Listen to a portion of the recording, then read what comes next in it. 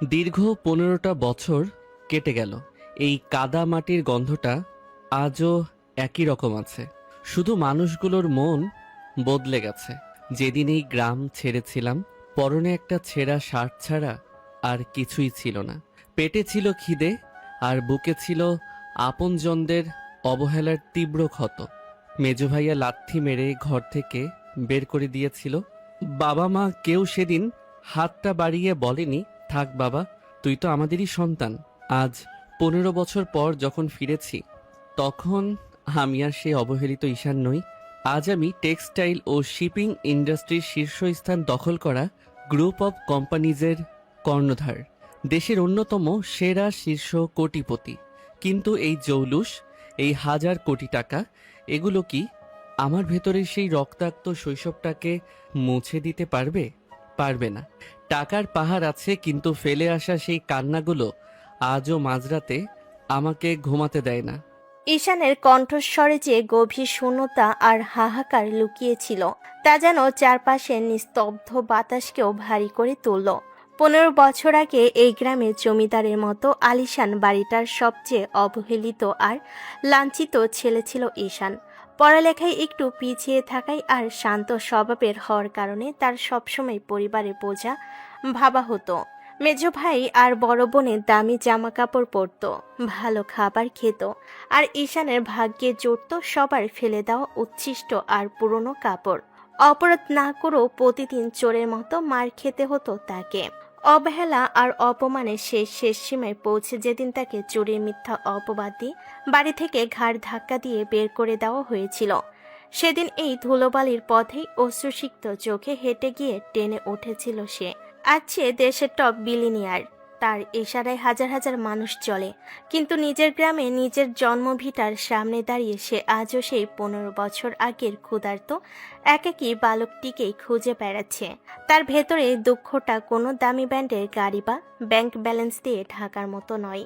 ঈশান ধীর পায়ে হেঁটে গ্রামের একটা পুরনো চায়ের দোকানে এসে দাঁড়ালো। সেখানে গ্রামের কিছু পুরনো চেনামুখ বসে আড্ডা দিচ্ছে। এই ভাই, আপনারে কেমন যেন চেনা চেনা লাগতেছে, ঠিক চিনতে পারতেছি না। আপনি কি এই গ্রামের লোক? সোহেল, তুই তোর এই দোস্তরেও ভুলে গেলি? 15 বছরের সত্যি অনেক কিছু বদলে গেছে রে। হ্যাঁ ঈশান, তুই? সত্যি তুই ঈশান? ওরে ভাই আমার, তুই কই হারাই গেছিলি? আমরা তো ভাবছিলাম তুই মরেই গেছিস। তোর এই অবস্থা কেন? কাপড় চোপড় তো একদম সাধারণ। ঢাকা শহরে কি কিছুই করতে পারলি না রে বন্ধু? জীবন যুদ্ধটা সহজ ছিল না রে সোহেল, অনেক কষ্ট করে টিকে থাকতে হয়েছে। আজ শুধু শিকড়ের টানে ফিরে এলাম। আচ্ছা, বাড়ির সবাই কেমন আছে? বাবা মা ভাইয়ারা?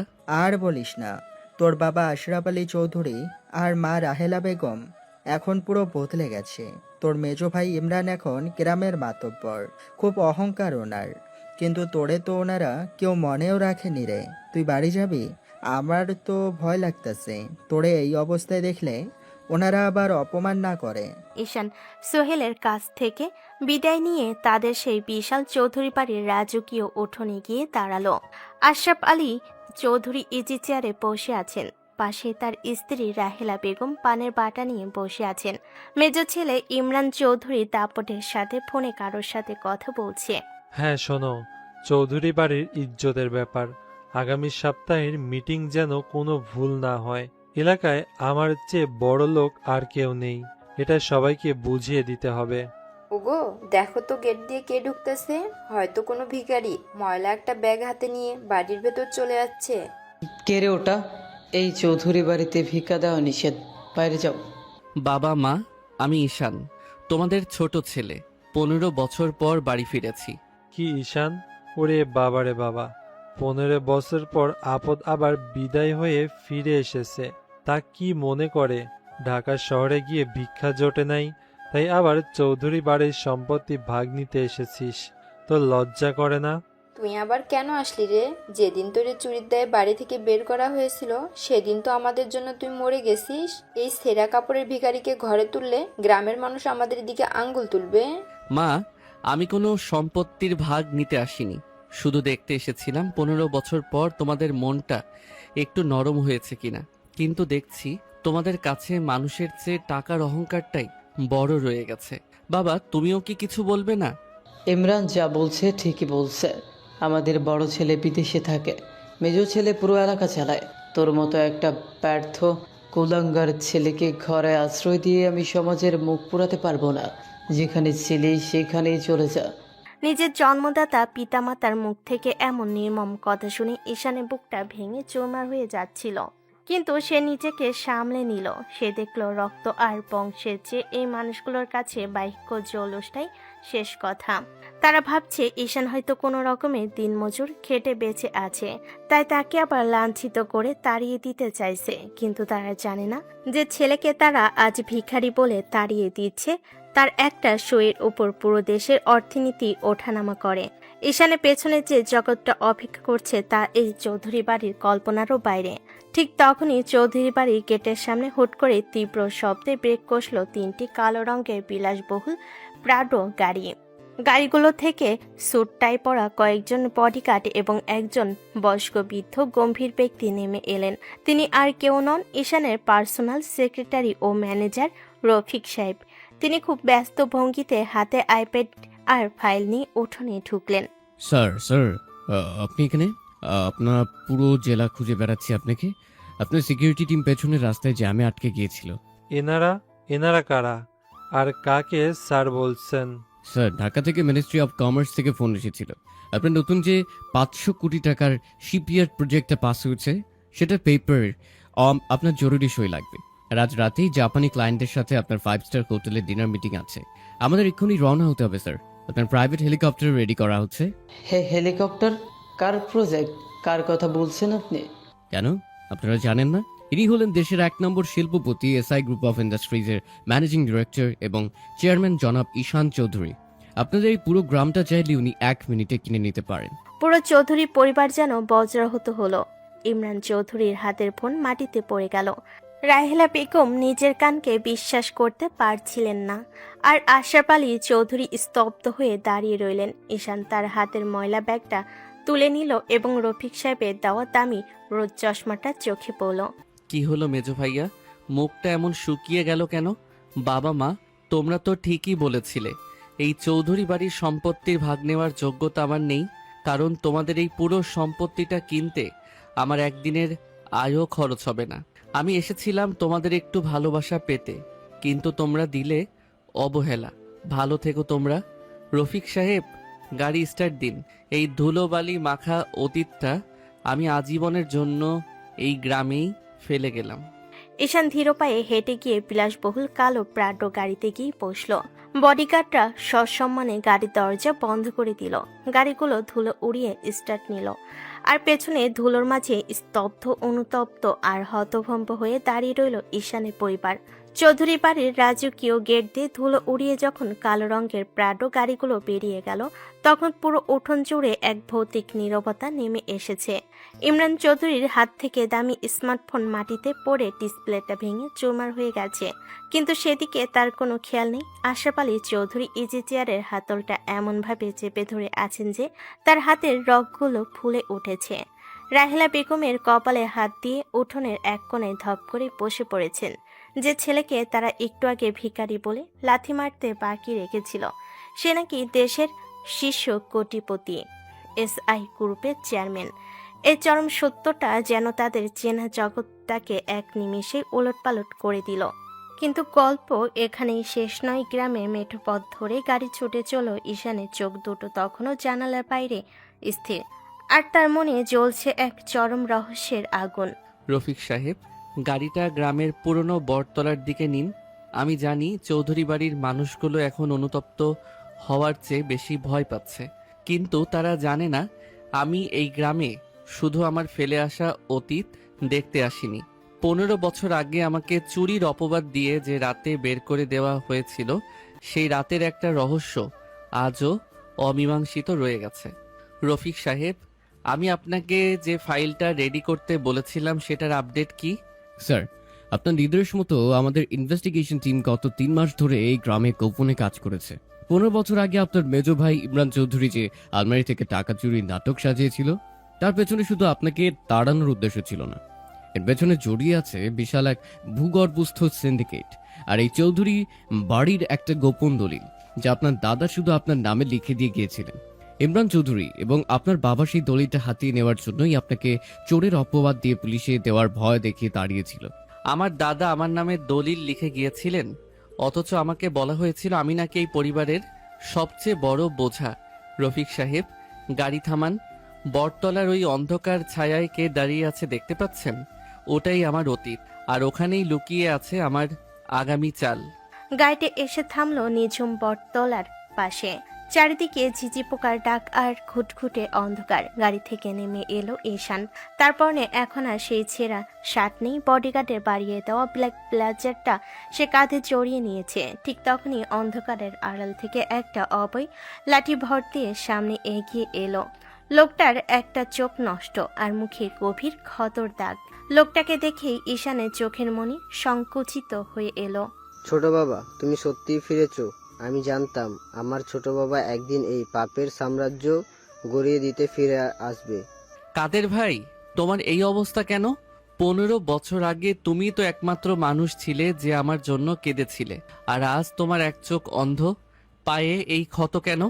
ছোট বাবা, তুমি চলে যাওয়ার পর আমি যখন আশরাফ আলী চৌধুরী আর ইমরান চৌধুরীর কাছে গিয়ে চিৎকার করে বলেছিলাম যে তুমি চুরি করনি, টাকা ইমরান চৌধুরী নিজেই লুকিয়ে রেখেছিল, তখন তারা আমার ওপর অমানসিক নির্যাতন চালিয়েছিল।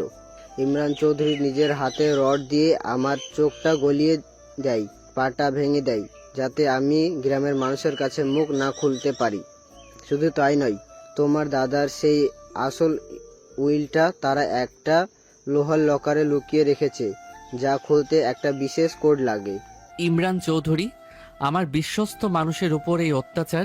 রফিক সাহেব, আজ রাতেই আমাদের অ্যাকশন শুরু হবে। ইমরান চৌধুরী ভেবেছে সে এই এলাকার ডন, আর আমার বাবা ভেবেছে তার ক্ষমতার দাপটে সবাই অন্ধ। আমি তাদের এক রাতে ফকির বানাবো না, বরং তিলে তিলে তাদের সেই অহংকার চূর্ণ করব, যা দিয়ে তারা মানুষকে মানুষ মনে করতো না। কাদের ভাই, তুমি আজ থেকে আমার সাথে থাকবে। দেশের সেরা হাসপাতালে তোমার চোখের চিকিৎসা হবে।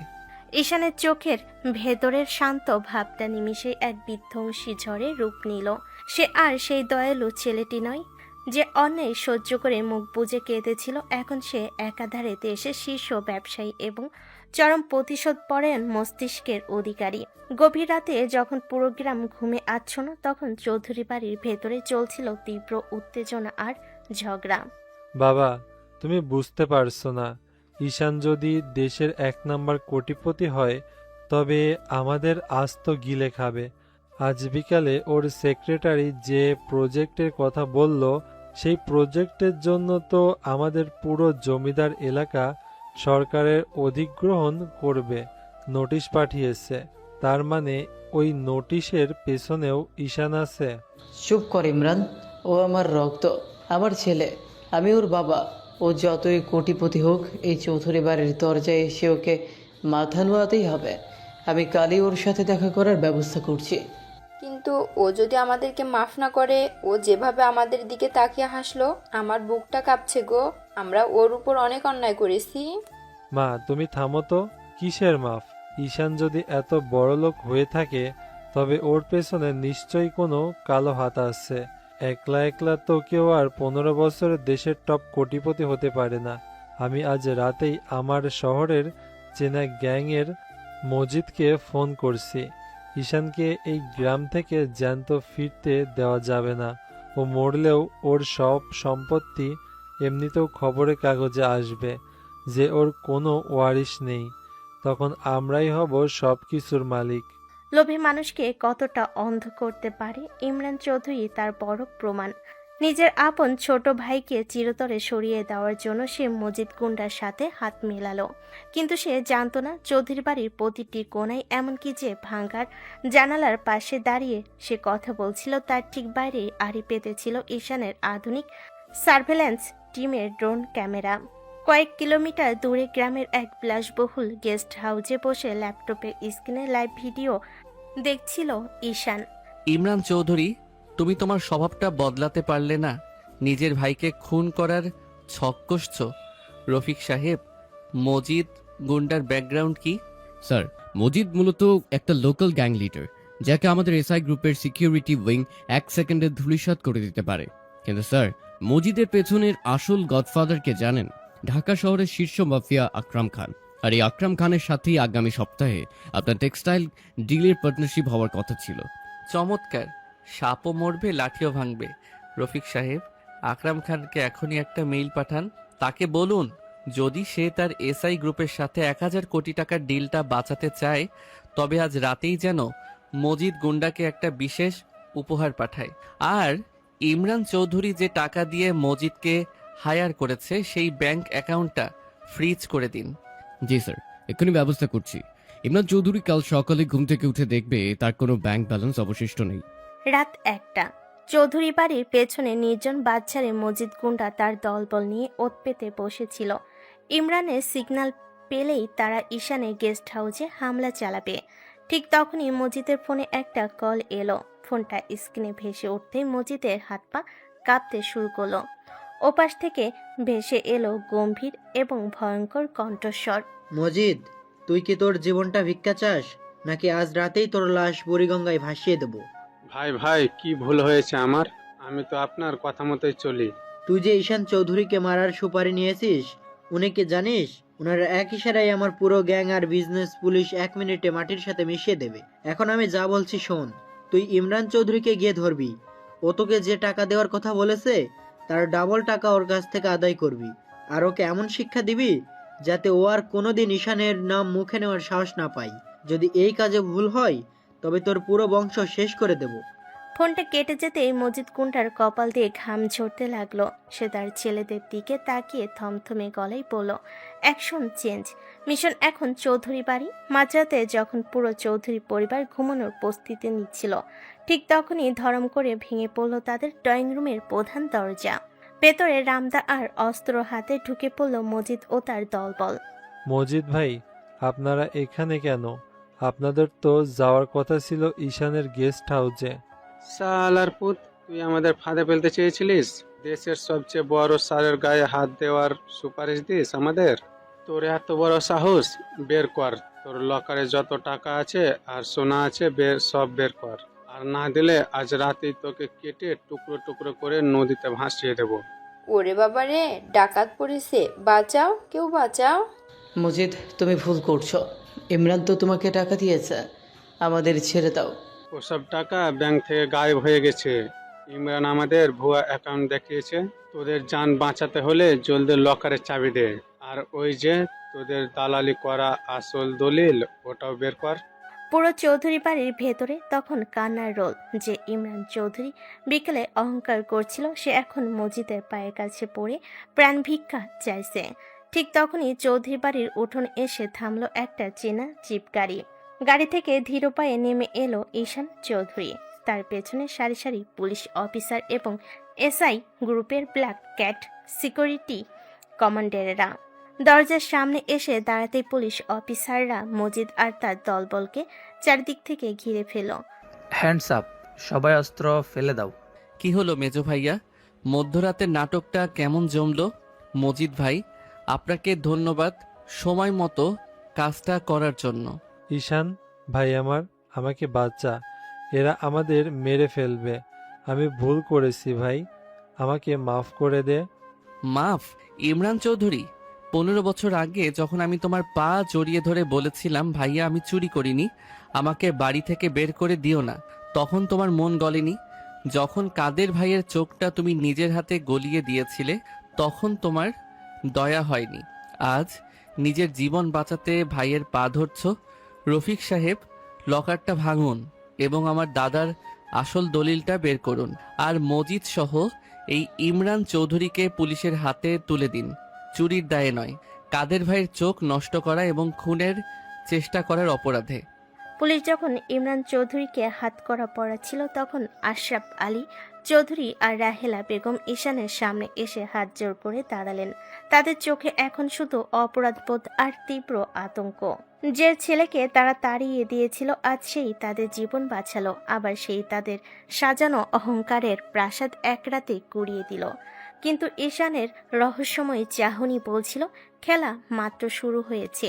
চৌধুরী পরিবারের আসল পতন এবং দাদার দলিলের ভেতরের আসল সত্যটা এখনো বাকি। মাঝরাতে নিস্তব্ধতা ভেঙে যখন পুলিশের সাইরেনের আওয়াজ চৌধুরী বাড়ির উঠোন থেকে ধীরে ধীরে দূরে মিলিয়ে গেল, তখন পুরো বাড়িটা যেন একটা জীবন্ত কবরস্থানে পরিণত হলো। ইমরান চৌধুরীকে যখন পুলিশ ভ্যানে তোলা হচ্ছিল, সে এক নজর ঈশানের দিকে তাকিয়েছিল। সেই চোখে অনুতাপ ছিল না, ছিল চরম হিংসা আর প্রতিশোধের আগুন। ঘরে এক কোণে লোহা কাটার আধুনিক যন্ত্র দিয়ে রফিক সাহেবের লোকজনেরা তখন ভারী লকারটা কাটার চেষ্টা করছে। তীব্র স্ফুলিঙ্গ ছিটকে পড়ছে চারিদিকে। আশরাফ আলী চৌধুরী এবং রাহেলা বেগম সোফার একপাশে জড়সড় হয়ে বসে আছেন। তারা নিজের সন্তানকে চিনতে পারছেন না। এই ঈশান শান্ত, মায়াবী কোনো ছেলে নয়। তার প্রতিটি পদক্ষেপ যেন দাবা খেলার জালের মতো মাপা। লকারটা কাটার শেষ শব্দ হতেই রফিক সাহেব ভেতর থেকে একটা পুরনো চামড়ার ফাইল এবং একটি অদ্ভুত দেখতে ছোট্ট মেটালিক বক্স বের করে আনলেন। স্যার, লকার খোলা হয়েছে। এই যে আপনার দাদার আসল উইল বা দলিল। কিন্তু স্যার, এই ফাইলের নিচে একটা ডায়েরি আর এই লকড মেটালিক বক্সটা পাওয়া গেছে। এটা কিসের বক্স আমরা এখনো বুঝতে পারছি না স্যার। রফিক সাহেব, দলিলটা আসল, কিন্তু এই উইলের শেষ পাতায় আমার দাদার সইয়ের পাশে আরেকটা সই আছে, যা লাল কালিতে হয়। আর এই ডায়েরিটা তো আমার দাদার হাতে লেখা নয়। বাবা, এই ডায়েরিটা কার? আর এই মেটালিক বক্সের চাবি কোথায়? আমি কিছু জানি না ঈশান। তোর দাদা মারা যাওয়ার আগের রাতে ইমরান আর আমি শুধু এই লকারটা বন্ধ দেখেছিলাম। এই বক্সের ব্যাপারে আমরা সত্যিই কিছু জানি না। দোহাই তোর, আমাদের আর পালিয়ে দিস না। মিথ্যা বলছো বাবা। তোমরা যদি নাই জানতে, তবে এই বক্সে আমার মায়ের নাম রাহেলা কেন খোদাই করা? মা, তুমি বলো, এই রহস্যটা কি? 15 বছর ধরে তোমরা আমার উপর যে ঘৃণা দেখিয়েছো, তার পেছনে কি শুধু আমি পড়াশোনায় খারাপ ছিলাম সেটাই কারণ, নাকি এর পেছনে আরো বড় কোনো অন্ধকার সত্যি লুকিয়ে আছে?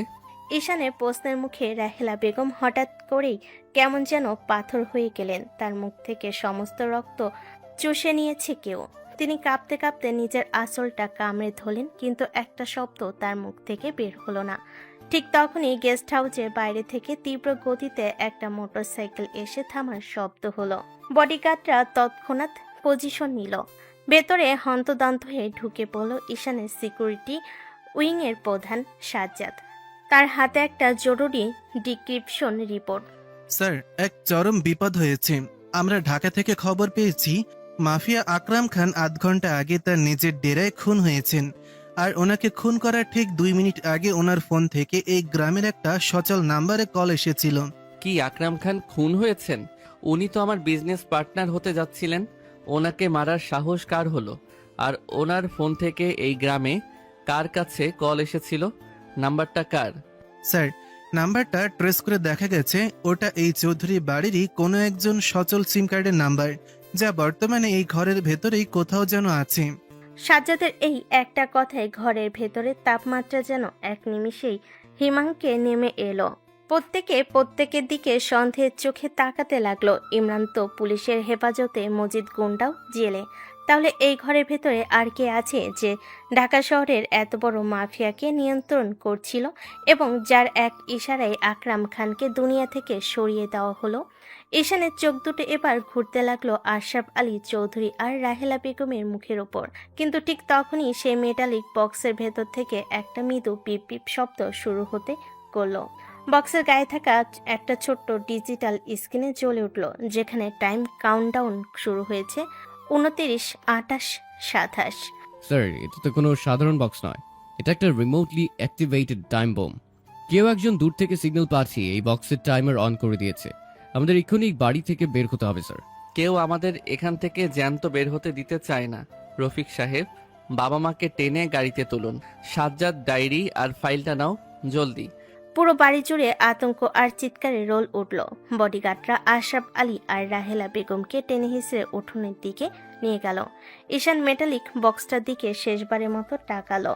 টাইমার তখন দেখাচ্ছে 5, 4, 3। ঠিক সেই মুহূর্তে ঈশানের ফোনে স্ক্রিনে একটা অচেনা নাম্বার থেকে টেক্সট মেসেজ ভেসে উঠল। মেসেজে লেখা, স্বাগতম ছোট ভাই, 15 বছর পর শিয়ালদহের বাগখাঁচায় ঢুকেছে। খেলা তো আমি ঢাকা থেকে বসে খেলছি। ঈশান চোখ বড় বড় করে মেসেজটা পড়ল। আর ঠিক তখনই এক বিকট শব্দে চৌধুরী বাড়ির একপাশ ধসে পড়ল। আগুনে লেলিয়ান শিখা আকাশ ছুঁয়ে গেল। কিন্তু ঈশানের মাথায় তখন বোমার আঘাতের চেয়েও বড় ধাক্কা লেগেছে মেসেজে লেখা ওই ছোট ভাই শব্দটা। তার বড় ভাই তো আমেরিকা থাকে, তাহলে ঢাকা থেকে এই খেলাটা কে খেলছে? চৌধুরী বাড়ির সেই পুরনো দালানের একপাশ যখন বিকট শব্দে ধসে পড়ল, তখন আগুনের লাল আভায় পুরো আকাশ যেন রক্তবর্ণ ধারণ করেছে। ধোঁয়ায় চারিদিক অন্ধকার। বডিগার্ডরা কোনো মতে আশরাফ আলী চৌধুরী আর রাহেলা বেগমকে টেনে নিয়ে গাড়ির ভেতরে ঢুকালো। ঈশান শেষ মুহূর্তে ঘর থেকে ছিটকে উঠোনে এসে পড়েছিল। তার হাতের মুঠোয় শক্ত করে ধরা সেই রহস্যময় ডায়েরি আর চামড়ার ফাইল। পিঠের দিকে সামান্য চোট লাগলেও সেদিকে তার বিন্দুমাত্র খেয়াল ছিল না। তার চোখের সামনে জ্বলছে তার চেনা শৈশবের শেষ চিহ্নটুকু, কিন্তু আগুনের সেই উপত্যকাকেও হার মানাচ্ছিল তার ফোনের স্ক্রিনে ভেসে থাকা সেই মেসেজটা। স্বাগতম ছোট ভাই, 15 বছর পর শিয়ালদহের বাগখাঁচায় ঢুকেছে। খেলা তো আমি ঢাকা থেকে বসে খেলছি। ঈশান স্তব্ধ হয়ে দাঁড়িয়ে রইল। তার বড় ভাই রেদওয়ান চৌধুরী তো গত 7 বছর ধরে আমেরিকার টেক্সাসে স্থায়ী। তাহলে ঢাকা থেকে কে তাকে ছোট ভাই বলে মেসেজ পাঠালো? আর কেনই বা সে দাদা জানে পুরনো লকারে বোম সেট করে পুরো পরিবারকে উড়িয়ে দিতে চাইল? রফিক সাহেব, বাবা মাকে সুরক্ষিত কোনো জায়গায় নিয়ে যান। সাজ্জাদ, আমাদের ব্ল্যাক ক্যাট সিকিউরিটিকে অ্যালার্ট করো। এই হামলা কোনো সাধারণ লোকাল গুন্ডাদের কাজ নয়। যে ব্যাকগ্রাউন্ড থেকে এই নিখুঁত টাইমিংয়ে বোম ব্লাস্ট করা হয়েছে, তার পেছনে অত্যন্ত পেশাদার কোনো হিট স্কোয়াড কাজ করছে। আর সবচেয়ে বড় কথা, আমার বড় ভাই রেদওয়ানের কারেন্ট লোকেশন এখনই ট্র্যাক করো। ও সত্যি আমেরিকায় আছে নাকি অন্য কোথাও? স্যার, আমি অলরেডি আমাদের সাইবার উইংয়ের ওনার পাসপোর্ট আর ট্রাভেল হিস্ট্রি চেক করতে বলেছি। কিন্তু স্যার, এই মুহূর্তে আমাদের এইখানে একদম থাকা নিরাপদ নয়। পুলিশের বড় দল আসার আগেই আমাদের এই জায়গা ছাড়তে হবে, কারণ ধোয়ার আড়াল থেকে আমার মনে হচ্ছে কেউ আমাদের ওপর নজর রাখছে। নজর যারা রাখছে তারা স্বীকার করার জন্যই রাখছে সাজ্জাদ, কিন্তু তারা জানে না ঈশান চৌধুরীকে খাঁচায় বন্দি করা অত সহজ নয়। গাড়ি স্টার্ট দাও, আমরা আমাদের সিক্রেট সেফ হাউসের দিকে যাব। আজ রাতেই এই ডায়েরি রহস্য আমাকে ভেদ করতে হবে। 3টি কালো প্রাডো গাড়ি অত্যন্ত দ্রুত গতিতে গ্রামের ভাঙ্গা মেঠো পথ ছেড়ে মেন হাইওয়ের দিকে ছুটে চলল। পেছনে গাড়িতে আশরাফ আলী আর রাহেলা বেগম তখনও আতঙ্কে কাঁপছেন। ঈশান মাঝের গাড়িতে বসে ডায়েরির পাতাগুলো উল্টাতে লাগলো। ডায়েরির প্রথম কয়েকটা পাতা ছেঁড়া, কিন্তু মাঝের পাতাগুলোতে নিখুঁত ইংরেজি হরফে কিছু হিসাব আর কোড ল্যাঙ্গুয়েজ লেখা। হুট করে ঈশানের চোখ আটকে গেল একটা চেনা নামের উপর। নামটা আর কারণ নয়, স্বরাষ্ট্র মন্ত্রণালয়ের সাবেক এক শীর্ষ কর্মকর্তার, যিনি বছর 5 আগে এক রহস্যময় সড়ক দুর্ঘটনায় মারা গিয়েছিলেন। তার নামের পাশে লেখা রয়েছে পেইড 50 মিলিয়ন। ঈশান বুঝতে পারল এই চৌধুরী পরিবারের ওপর গ্রামীণ জমিদার হলেও এর ভেতরে লুকিয়েছিল আন্তর্জাতিক কোনো চোরাচালান বা বড় কোনো অপরাধ চক্রের গোপন লেনদেনের ইতিহাস। আর ঠিক তখনই হাইওয়ের একেবারে নির্জন অন্ধকার অংশে এসে পৌঁছাতেই চারপাশের পরিবেশ থমথমে হয়ে উঠল। গভীর রাত, কুয়াশা আর অন্ধকারের মাঝেই হুট করে ঈশানের গাড়ির ড্রাইভার চিৎকার করে ব্রেক কষল। স্যার, সামনের রাস্তা ব্লক। ওইটা কি ওটা? ঈশান জানালার কাছ দিয়ে সামনে তাকাতেই দেখল হাইওয়ের মাঝখানে আড়াআড়িভাবে একটা বিশাল লরি বা কন্টেনার ট্রাক দাঁড় করিয়ে রাখা হয়েছে, যার হেডলাইটগুলো নেভানো। পেছনে গাড়ি দুটোর সাথে সাথে ব্রেক কষল, কিন্তু কিছু বুঝে ওঠার আগেই রাস্তার দুপাশের জঙ্গল আর অন্ধকার থেকে হুট করে সাইলেন্সার লাগানো স্বয়ংক্রিয় রাইফেল হাতে কালো পোশাক পরা 8-10 জন মুখোশধারী শুটার বেরিয়ে এলো। তারা কোনো কথা না বলে সরাসরি ঈশানের গাড়ি লক্ষ্য করে নির্বিচারে গুলি চালাতে শুরু করলো। গুলির তীব্র শব্দে রাতের নিস্তব্ধতা ভেঙে খান খান হয়ে গেল। বুলেটগুলো এসে গাড়ির বুলেট প্রুফ কাছে লেগে ছিটকে পড়তে লাগলো, কিন্তু হামলাকারীদের কাছে যে ভারী অস্ত্র ছিল তা দিয়ে অনবরত গুলি করার ফলে কাজগুলোতে চিৎ ধরতে শুরু করলো। স্যার, ওরা আর্মার পিয়ার্সিং বুলেট ব্যবহার করেছে। বুলেট প্রুফ কাজ বেশিক্ষণ টিকে না। পজিশন নিন স্যার, নিচে ঝুঁকে পড়ুন। রফিক সাহেবকে বলো পেছনের গাড়ি ব্যাক করে বাবা মাকে নিয়ে পালাতো সাজ্জাদ। পাল্টা গুলি চালাও।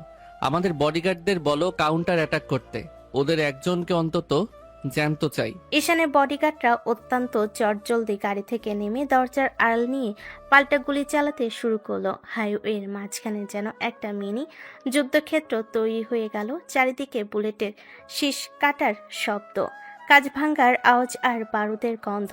হামলাকারীরা অত্যন্ত সুপ্রশিক্ষিত, তাদের এক একটা মুভমেন্ট বলছিল তারা নিখুঁত আর্মি ট্রেনিং প্রাপ্ত। ঈশান গাড়ির সিটের নিচে ডায়েরিটা লুকিয়ে রেখে নিজের পকেট থেকে একটা ছোট্ট 9mm পিস্তল বের করলো। সে শুধু এসি রুমে বসে ব্যবসা করা কোটিপতি নয়, নিজের সাম্রাজ্য গড়তে গিয়ে তাকে অনেক অন্ধকার পথ পাড়ি দিতে হয়েছে। অস্ত্র চালানো সে খুব ভালো করে জানে। ঠিক তখনই একটা বুলেট ঈশানের গাড়ির ডান পাশের কাঁচ পুরো ভেঙে ভেতরে ঢুকে গেল। ড্রাইভারের কাঁধে গুলি লাগে, সে স্টিয়ারিং এর উপর পড়ে গেল। Sir, driver hit. আমাদের গাড়ি মুভ করার কোনো সুযোগ নেই, ওরা ডান দিক থেকে ঘিরে ধরেছে। ভয় পেলে চলবে না সাজ্জাদ, কাজ ভাঙো, আমি কভার দিচ্ছি, তুমি লেফট সাইড ক্লিয়ার করো। ঈশান এক ঝটকায় গাড়ির দরজা সামান্য খুলে বাইরের দিকে লক্ষ্য করে পরপর 3টে শট করলো। তার নিখুঁত নিশানায় একজন মুখোশধারী শুটারের বুকে গুলি খেয়ে মাটিতে লুটিয়ে পড়ল। কিন্তু অপর দিক থেকে আসা একটা গ্রেনেড হুট করে ঈশানের গাড়ির ঠিক নিচে এসে পড়ল। স্পাইকিং লাইট দেখে সাজ্জাদ চিৎকার দিয়ে উঠল। Sir, grenade! জাম্প করুন স্যার। ঈশান আর সাজ্জাদ একসাথে গাড়ির বাম দিকে দরজা দিয়ে পিচঢালা রাস্তায় ড্রাইভ দিল। ঠিক পরের সেকেন্ডে এক বিকট বিস্ফোরণে ঈশানের কোটি টাকার প্রাডো গাড়িটি আগুনে দাউ দাউ করে জ্বলে উঠল। বিস্ফোরণের ধাক্কায় ঈশান রাস্তা থেকে ছিটকে পাশের খাদে গিয়ে পড়ল। তার মাথাটা একটা পাথরের সাথে বাড়ি খেল, চোখের সামনে সবকিছু ঝাপসা হয়ে আসতে লাগলো। কপাল বেয়ে গরম রক্ত নেমে আসছে। সে আবছা আলোয় দেখলো দুজন কালো পোশাকধারী শুটার খাদের দিকে নেমে আসছে তার লাশ নিশ্চিত করার জন্য। ঈশান তার হাত নাড়ানোর চেষ্টা করলো, কিন্তু পিস্তলটা হাত থেকে ছিটকে অনেক দূরে পড়ে গেছে। তার মনে হলো আজ কি তবে তার শেষ দিন। ঠিক তখনই অন্ধকারে বুক চিরে তীব্র গতিতে আরো 4টি অপরিচিত কালো SUV গাড়ি হর্ন বাজাতে বাজাতে এসে হাজির হলো। সেই গাড়িগুলো থেকে ভারী অস্ত্রধারী একদল নতুন লোক নেমে হামলাকারীদের উপর পেছন থেকে আক্রমণ করল। আচমকা এই নতুন দলের আগমনে মুখোশধারী শুটাররা ভড়কে গেল। তাদের কয়েকজন মারা পড়ল, আর বাকিরা লরি পেছনে রাখা নিজেদের গাড়িতে উঠে দ্রুত পালিয়ে গেল। সরি স্যার, আপনি ঠিক আছেন? আমরা হেডকোয়ার্টার থেকে ব্যাক আপ নিয়ে আসতে আসতে একটু দেরি হয়ে গেল। স্যার, চোখ খুলুন। সাজ্জাদ, সাজ্জাদ কোথায়? আর ডায়েরিটা? গাড়ি থেকে ডায়েরিটা বের করা হয়েছে? স্যার, সাজ্জাদ ভাই পায়ে আঘাত পেয়েছেন, তবে উনি বেঁচে আছেন আর ডায়েরিটা সুরক্ষিত আছে। বিস্ফোরণের আগে ওটা ওনার হাতে ছিল। স্যার, আপনাকে এখনই আমাদের ক্যাপিটাল হসপিটালে নিয়ে যেতে হবে। আপনার কপাল থেকে অনেক রক্ত পড়ছে। না, কোনো হসপিটাল নয়, আমাকে প্রাইভেট ক্লিনিকে নিয়ে চলো, যেখানে কেউ আমার খোঁজ পাবে না। আর রবিন, যে শুটারটা আমার গুলিতে মারা গেছে, ওর পকেট চেক করো, ওর ট্যাটু বা কোনো আইডি কার্ড আছে কিনা দেখো। আমাকে জানতেই হবে এই নিখুঁত হামলার মাস্টার মাইন্ড কে। রবিন দ্রুত ঈশানের নির্দেশ পালন করলো। মৃত শুটারের শার্টের কলার টানতে তার ঘাড়ের কাছে একটা বিশেষ নীল রঙের ঈগল পাখির ট্যাটু দেখা গেল। সেটা দেখা মাত্র রবিনের মুখ শুকিয়ে গেল। সে ঈশানের কানে কাছে এসে ফিস করে বলল, স্যার, এরা লোকাল কেউ নয়, এরা black eagle international mercenary group. এদের হায়ার করতে হলে কোটি কোটি ডলার লাগে, আর এদের মূলত ব্যবহার করে ড্রাগ লর্ড আর বড় বড় মাফিয়ারা। ঈশান গাড়ির সিটে হেলান দিয়ে বসলো। বডিগার্ডরা তার কপালে ব্যান্ডেজ বেঁধে দিচ্ছিল। ব্যথায় তার চোখ বন্ধ হয়ে আসছিল, কিন্তু তার মস্তিষ্ক সচল। ইন্টারন্যাশনাল মার্সেনারি, তার মানে আমার দাদা জানের এই ডায়েরি আর দলিলে এমন কিছু আছে যা শুধু বাংলাদেশের কোনো ব্যবসা নয়, বরং আন্তর্জাতিক কোনো বড় সিন্ডিকেটের গোপন নথি। আর যে আমাকে মেসেজ পাঠিয়েছে সে আমার আপন ভাই রেদওয়ান নাও হতে পারে, হতে পারে অন্য কেউ যে রেদওয়ানের ফোন বা পরিচয় ব্যবহার করছে। রফিক সাহেব, আমার বাবা মা কোথায়? ওনারা সুরক্ষিত আছেন? জি স্যার, ওনাদের আমরা সেফ হাউসে পাঠিয়ে দিয়েছি। ওনারা অক্ষত আছেন, তবে চরম আতঙ্কে আছেন। স্যার, আশরাফ আলী চৌধুরী ওপরে ওপরে যতই শক্ত হন না কেন, উনি ভেতরের অনেক কিছু লুকোচ্ছেন। আমি ওনাকে জেরা করার ব্যবস্থা করছি। না, ওনাকে জেরা আমি নিজে করব, তবে এখন নয়। আগে এই ডায়েরির কোড ল্যাঙ্গুয়েজ ডিক্রিপ্ট করতে হবে। রফিক সাহেব, আগামীকাল সকালের মধ্যে দেশের সেরা হ্যাকার আর ক্রিপ্টোগ্রাফারদের আমার সেভ হাউসে ডাকুন। আর একটা কথা, কাল সকালের খবরের কাগজে যেন আমার এই হামলার খবর এক লাইনও না আসে। দুনিয়া জানুক ঈশান চৌধুরী নিখোঁজ বা মারা গেছে। শিয়ালদহের বাঘ যদি খাঁচায় ঢুকে থাকে তবে বাঘ এবার মরণ কামড় দেবে। গাড়িগুলো ধীর গতিতে ঢাকার উদ্দেশ্যে রওনা হলো। ভোরের আলো ফুটতে আর মাত্র কয়েক ঘন্টা বাকি, কিন্তু ঈশানের জীবনের উপর যে রহস্যের মেঘ জমেছে তা তো এই ভোরের আলোতেও কাটা নয়। একদিকে নিজের পরিবারের নির্মম অতীত, অন্যদিকে আন্তর্জাতিক খুনিদের তারা। সব মিলিয়ে ঈশান চৌধুরী এখন এক অন্তহীন চক্রে বন্দী। ডায়েরির ভেতরে সেই কালো কালির সইকার আর কে এই অদৃশ্য বড় ভাই, যে ঢাকা থেকে বসে এই মৃত্যুর খেলা নিয়ন্ত্রণ করছে। হাইওয়ের উপর চলতে থাকা প্রাডো গাড়ির আগুনে লেলিহান শিখা চারপাশের অন্ধকারকে গ্রাস করে নিচ্ছিল। পিচঢালার রাস্তার উপর তখনও বুলেটের খোসা ছিটকে পড়ছে। International mercenary group black eagle এর শুটাররা যখন খাদের দিকে নেমে আসছিল, ঠিক তখনই ঈশানের ভেতরের ঘুমন্ত সিংহটা যেন জেগে উঠল। কপাল বেয়ে নামা তপ্ত রক্ত তার চোখ মুখকে আরো ভয়ঙ্কর করে তুলেছে।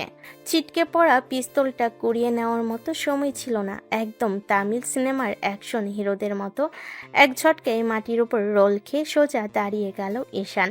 তার চোয়াল শক্ত, চোখে এক অদ্ভুত হিংস্র ও মারকুটে ভাব।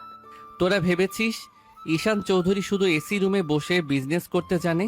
তোদের মতো কুত্তা দিয়ে শিকার করার দিন শেষ। আর কার কত বড় কলিজা দেখি। প্রথম শুটারটা রামদা উঁচিয়ে ঈশানের দিকে তেড়ে আসতেই ঈশান এক চুল পরিমাণ জায়গা সরে গিয়ে ডজ করল। পরক্ষণে শুটারের কবজিতে এক মারাত্মক মোচড় দিয়ে হাত থেকে অস্ত্রটা কেড়ে নিল। একটা তীব্র ঘূর্ণি লাথি বা স্পিকিং ব্যাককিক গিয়ে লাগলো শুটারের বুকে। লোকটা ছিটকে গিয়ে মেন রোডের ব্যারিকেডে আছাড় খেল। ঠিক তখনই অন্য দুজন শুটার স্বয়ংক্রিয় রাইফেল তাক করতে ঈশান মাটিতে স্লাইড করে গিয়ে একজনের পায়ের গোড়ালিতে লাঠি মেয়ে ভারসাম্যহীন করে দিল। চোখের পলকে শুটারের শার্টের কলার ধরে তাকে হিউম্যান শিল্ড বা মানব বর্ম বানিয়ে অন্য শুটারের বুলেটের সামনে দাঁড় করিয়ে দিল। নিজের দলের গুলিতেই প্রথম শুটারটা ঝাঁঝা হয়ে গেল। ঈশান একটুও সময় নষ্ট না করে মৃত শুটারের হাত থেকে ভারী রাইফেলটা নিয়ে এক হাতে অনবরত ট্রিগার চেপে ধরল। তামিল মুভির নিখুঁত ও বিধ্বংস অ্যাকশনের মতো তার এক হাতের ফায়ারিংয়ে আরও 3 জন শুটার নিতর হয়ে রাস্তায় লুটিয়ে পড়ল। কিন্তু যুদ্ধের ময়দানে 1 সেকেন্ডের অসতর্কতাই কাল হয়ে দাঁড়ায়। ধোয়ার আড়াল থেকে লুকিয়ে থাকা শেষ শুটারটা দূর থেকে স্নাইপার দিয়ে সরাসরি ঈশানের ডান পায়ে হিট করল। উফ, শালার দল, তোদের আমি আস্ত রাখবো না। পায়ে গুলি লাগার তীব্র যন্ত্রণাতেও ঈশান দমে গেল না। সে এক পায়ে ভর দিয়ে ড্রাইভ মেরে শেষ শুটারটার ঘাড়ের ওপর গিয়ে পড়ল। 2 হাতের প্রচণ্ড শক্তিতে শুটারের মাথাটা রাস্তার পিচের সাথে আছাড় মারল সে। কিন্তু অতিরিক্ত রক্তক্ষরণ আর মাথার আগের আঘাতটার কারণে ঈশানের চারপাশটা এবার সত্যি ঘুরতে শুরু করলো। ঠিক তখনই দূর থেকে আরেকটি অপরিচিত ব্যাকআপ দলের গাড়ি আসার তীব্র হর্ন শোনা গেল। ঈশান ভাবল এরাও হয়তো শত্রুপক্ষ। সে নিজের শরীরটাকে আর ধরে রাখতে পারল না। খাদের কিনারে পা পিছলে সে ছিটকে গিয়ে অনেক নিচে মেন রাস্তার একেবারে পাশের এক ঘন ঝোপঝাড়ে গিয়ে আছাড় খেয়ে পড়ল। মাথার একটা পাথর লেগে এবার তীব্রভাবে ফেটে গেল। চোখের সামনে সমস্ত আলো নিভে গেল ঈশানের। সে সম্পূর্ণ অজ্ঞান হয়ে নিথর নিস্তব্ধ অবস্থায় রাস্তার পাশে পড়ে রইল। রাত কেটে তখন ভোরের মৃদু আলো ফুটতে শুরু করেছে।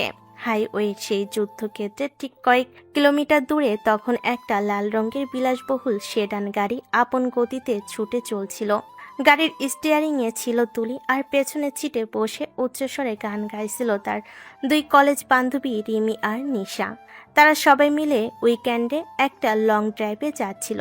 বড় স্নিগ্ধ বাতাসে গান গাইতে গাইতে হঠাৎ করে তুলির চোখ গেল রাস্তার পাশের ঘন ঝোপটার দিকে। কুয়াশার মাঝেই সে দেখল একটা রক্তাক্ত মানুষের হাত রাস্তার দিকে ঝুলে আছে। এই রিমি, নিশা, গানটা একটু থামাতো। ওই দেখ, রাস্তার পাশে মনে হয় কেউ অ্যাক্সিডেন্ট করে পড়ে আছে। পুরো রক্তে ভেসে যাচ্ছে জায়গাটা। ওরে বাবা তুলি, গাড়ি থামাস না। এই ভোরবেলা হাইওয়ের পাশে গুন্ডা মাস্তান বা ডাকাতও থাকতে পারে। চল এখন এখান থেকে পালাই। হ্যাঁ তুলি, রিমির কথাই তো ঠিক।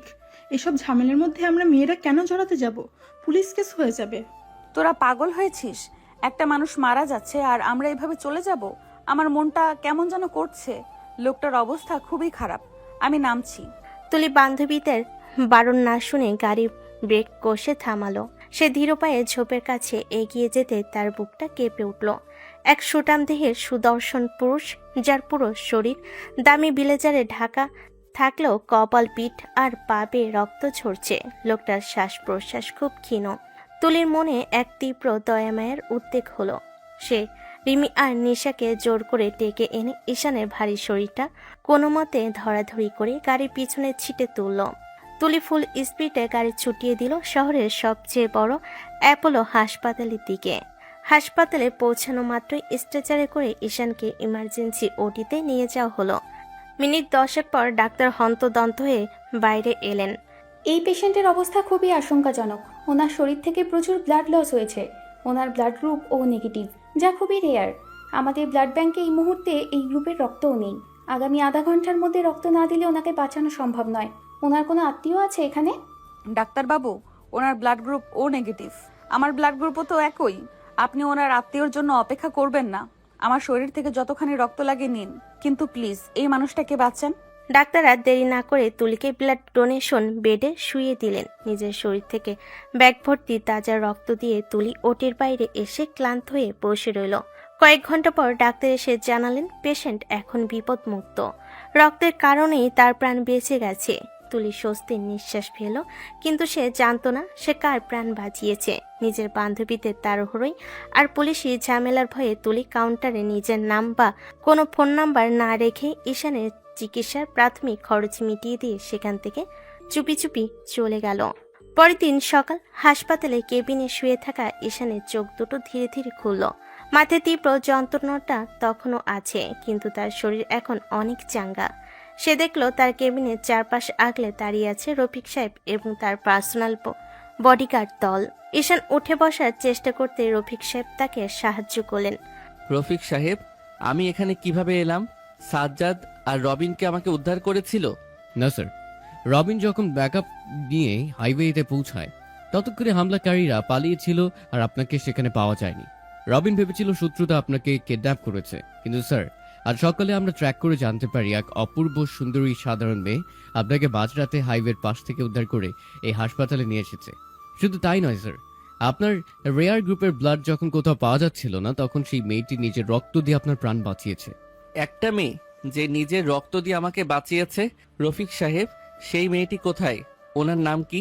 আমি ওনার সাথে এখনই দেখা করতে চাই। স্যার, আমরা হাসপাতালে খোঁজ নিয়েছি। মেয়েটির কোনো নাম বা ঠিকানা কাউন্টারে লেখায়নি। বিল পে করে দিয়ে ওনার বান্ধবীদের সাথে চলে গেছে। সিসিটিভি ফুটেজে শুধু ওনার গাড়ির নাম্বার আর ওনার হালকা অবয়ব দেখা গেছে। যে মেয়ে নিজের জীবন বাজি রেখে হাইওয়ে থেকে আমাকে তুলে আনলো, নিজের রক্ত দিয়ে ঈশান চৌধুরীকে নতুন জীবন দিল, আমি ওনাকে এভাবে হারিয়ে যেতে দিতে পারি না। রফিক সাহেব, আমাদের সমস্ত আইটি টিম, হ্যাকার আর লোকাল সোর্সকে কাজে লাগান। সিসিটিভি ফুটেজ আর গাড়ির নাম্বার দিয়ে আগামী 24 ঘন্টার মধ্যে আমার সেই জীবনদাতাকে খুঁজে বের করুন। আমি নিজে ওনার সামনে গিয়ে দাঁড়াতে চাই। তুলিকে খোঁজার জন্য নিজের পুরো বাহিনীকে লাগিয়ে দিয়ে ঈশান এক মুহূর্তের জন্য জানালার বাইরে তাকালো। তার চোখে আবার সেই প্রতিশোধের আগুন জ্বলে উঠল। যে বা যারা তার উপর এই ইন্টারন্যাশনাল মার্সেনারি দিয়ে হামলা করিয়েছে তাদের শেষ না করা পর্যন্ত সে শান্ত হবে না। সে তার পকেট থেকে ফোনটা বের করলো, যা রফিক সাহেব সুরক্ষিত রেখেছিলেন। রফিক সাহেব, আমার উপর যে হামলা হয়েছে আর আমার পরিবারের পেছনে যে আসল সত্য, এটার তদন্ত সাধারণ কোনো টিম দিয়ে হবে না। বাংলাদেশ সরকারের ন্যাশনাল ইন্টেলিজেন্স বা পুরো গোয়েন্দা বিভাগকে এই কাজে ব্যাকডোর দিয়ে ইনভলভ করুন। স্বরাষ্ট্র মন্ত্রণালয়ের সেই ডায়েরির পাতাগুলো ওদের দিন। আমার জানতে হবে ঢাকা থেকে বসে আমার কোন বড় ভাই এই মাফিয়া নেটওয়ার্ক চালাচ্ছে। যে আমার রক্ত ঝরিয়েছে তাকে আমি এমন শাস্তি দেব যা এই দেশের ইতিহাস মনে রাখবে। ঢাকা শহরের এক গোপন ও সুরক্ষিত সেফ হাউস এর বিশাল কাছের জানালার সামনে দাঁড়িয়েছিল ঈশান। বাড়ি তখন ঝুম বৃষ্টি। কাছের গায়ে জলের ফোঁটাগুলো আছাড় খেয়ে পড়ছে, ঠিক যেমন গত কয়েকদিনে ঈশানের জীবনে একের পর এক রহস্য আছাড় খেয়ে পড়েছে। কপালে সাদা ব্যান্ডেজ, পরনে ব্ল্যাক সিল্কের নাইট গাউন, আর এক হাতে জ্বলন্ত কফি আর অন্য হাতটা জানালার কাছে ঠেকানো। তার চোখ দুটো শান্ত, কিন্তু মনের ভেতরে চলছে এক প্রলয়ঙ্কারী ঝড়, যে কোনোভাবেই হিসাব মিলাতে পারছে না। একটা মানুষ যখন শূন্য থেকে শুরু করে দেশের শীর্ষ কোটিপতি হয়, তখন সে মনে করে পৃথিবীর সব পরিস্থিতি সে নিজের নিয়ন্ত্রণে রাখতে পারে। কিন্তু এই গ্রামে পা রাখার পর তার সেই আত্মবিশ্বাস যেন মতো ভেঙে পড়েছে। সে যতই একটা সুতো টেনে রহস্যের জট ছাড়াতে চাইছে, ততই যেন এক অদৃশ্য মাকড়সার জালে আরো বেশি জড়িয়ে পড়ছে। কি হচ্ছে এসব আমার সাথে? এসেছিলাম সামান্য প্রতিশোধ নিতে, মেজো ভাইয়ের অহংকার ভাঙতে, বাবা মায়ের অবহেলার জবাব দিতে। কিন্তু এখানে তো প্রতিটা মোড়ে মোড়ে মৃত্যু ওত পেতে আছে।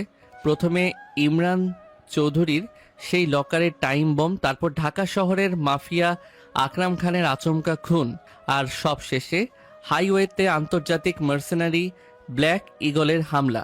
এই সব কিছু কি কোনো সাধারণ পারিবারিক শত্রুতার অংশ হতে পারে? কখনোই না। কে সেই মাস্টার মাইন্ড যে আমার চেয়েও 4 চাল এগিয়ে চলছে? সে কে যে নিজেকে আমার বড় ভাই বলে দাবি করছে? আর সেই অদ্ভুত মেয়েটি যে নিজের রক্ত দিয়ে আমার এই অভিশপ্ত প্রাণটা বাঁচিয়ে দিয়ে কোনো এক অজানা গন্তব্যে হারিয়ে গেল? আমার জীবনটা কি কোনো এক অদৃশ্য দাবা খেলার বোর্ড, যেখানে আমি নিজেই নিজের অজান্তে একটা গুটি হয়ে গেছি? ঈশানের এই মানসিক অস্থিরতা এবং গোলকধাঁধায় হারিয়ে যাওয়া অনুভূতিটা খুবই স্বাভাবিক ছিল, কারণ যে ডায়েরিটা সে উদ্ধার করেছে তার প্রতিটি পাতা যেন এক একটি জলজ্যান্ত টাইম বোম। ঠিক তখনই ঘরে ভারী মেহগুনি কাঠের দরজাটা খুলে ভেতরে ঢুকলেন রফিক সাহেব। তার পেছনে দেশের শীর্ষস্থানীয় স্ক্রিপ্টগ্রাফার ও ডিক্রিপশন স্পেশালিস্ট ডক্টর আশফাক এবং বাংলাদেশের গোয়েন্দা বিভাগের একজন উচ্চ পদস্থ কর্মকর্তা নিয়াজ আহমেদ। নিয়াজ সাহেবের গম্ভীর মুখ অবই বলে দিচ্ছিল যে পরিস্থিতি এখন আর শুধু একটি কর্পোরেট মারামারির মধ্যে সীমাবদ্ধ নেই। স্যার, আপনি যেভাবে নির্দেশ দিয়েছিলেন ঠিক সেভাবেই আমরা পুরো গোয়েন্দা বিভাগ এবং ডিক্রিপশন টিমকে ব্যাকডোর দিয়ে এই মিশনে যুক্ত করেছি। ডক্টর আশফাক গত 4 ঘন্টা ধরে আপনার দাদার লকার থেকে পাওয়া ডায়েরির শিকোড ল্যাঙ্গুয়েজগুলো ডিক্রিপ্ট করার চেষ্টা করছেন। নিয়াজ সাহেব, স্বাগতম। আশা করি আমার দেশের গোয়েন্দা বিভাগ বুঝতে পেরেছে যে এই মামলার গভীরতা কতটুকু। ডক্টর আশফাক, আপনি কি ডায়েরির ভেতরে সেই লাল কালির সই এবং কোডের কোনো সূত্র পেয়েছেন? আমাকে দয়া করে বলুন, আমি এই অন্ধকারের শেষ দেখতে চাই। জনাব ঈশান, আপনার দাদার এই ডায়েরিটা আসলে কোনো ব্যক্তিগত ডায়েরি নয়। এটি মূলত একটি লগবুক। আজ থেকে 20 বছর আগে এই উপমহাদেশে একটি অত্যন্ত শক্তিশালী আন্তর্জাতিক সিন্ডিকেটের সন্ধান মেলে, যার নাম ছিল শ্যাডো নেটওয়ার্ক। এই সিন্ডিকেটের কাজ ছিল রাষ্ট্রীয় বড় বড় প্রজেক্টের টাকা পাচার করা, অস্ত্র চোরাচালান এবং ভিআইপি মার্ডার কন্ট্রাক্ট নেওয়া। আর সবচেয়ে ভীতিজনক তথ্য কি জানেন? এই ডায়েরির কোড ডিক্রিপ্ট করে জানা গেছে আপনার দাদাজান চৌধুরী বংশের প্রতিষ্ঠাতা হলেও তিনি ছিলেন এই শ্যাডো নেটওয়ার্কের অন্যতম প্রধান অর্থদাতা বা ফাইন্যান্সিয়াল হেড। কি বলছেন আপনি? আমার দাদাজান, উনি তো একজন সমাজসেবক আর দানবীর হিসেবে পরিচিত ছিলেন।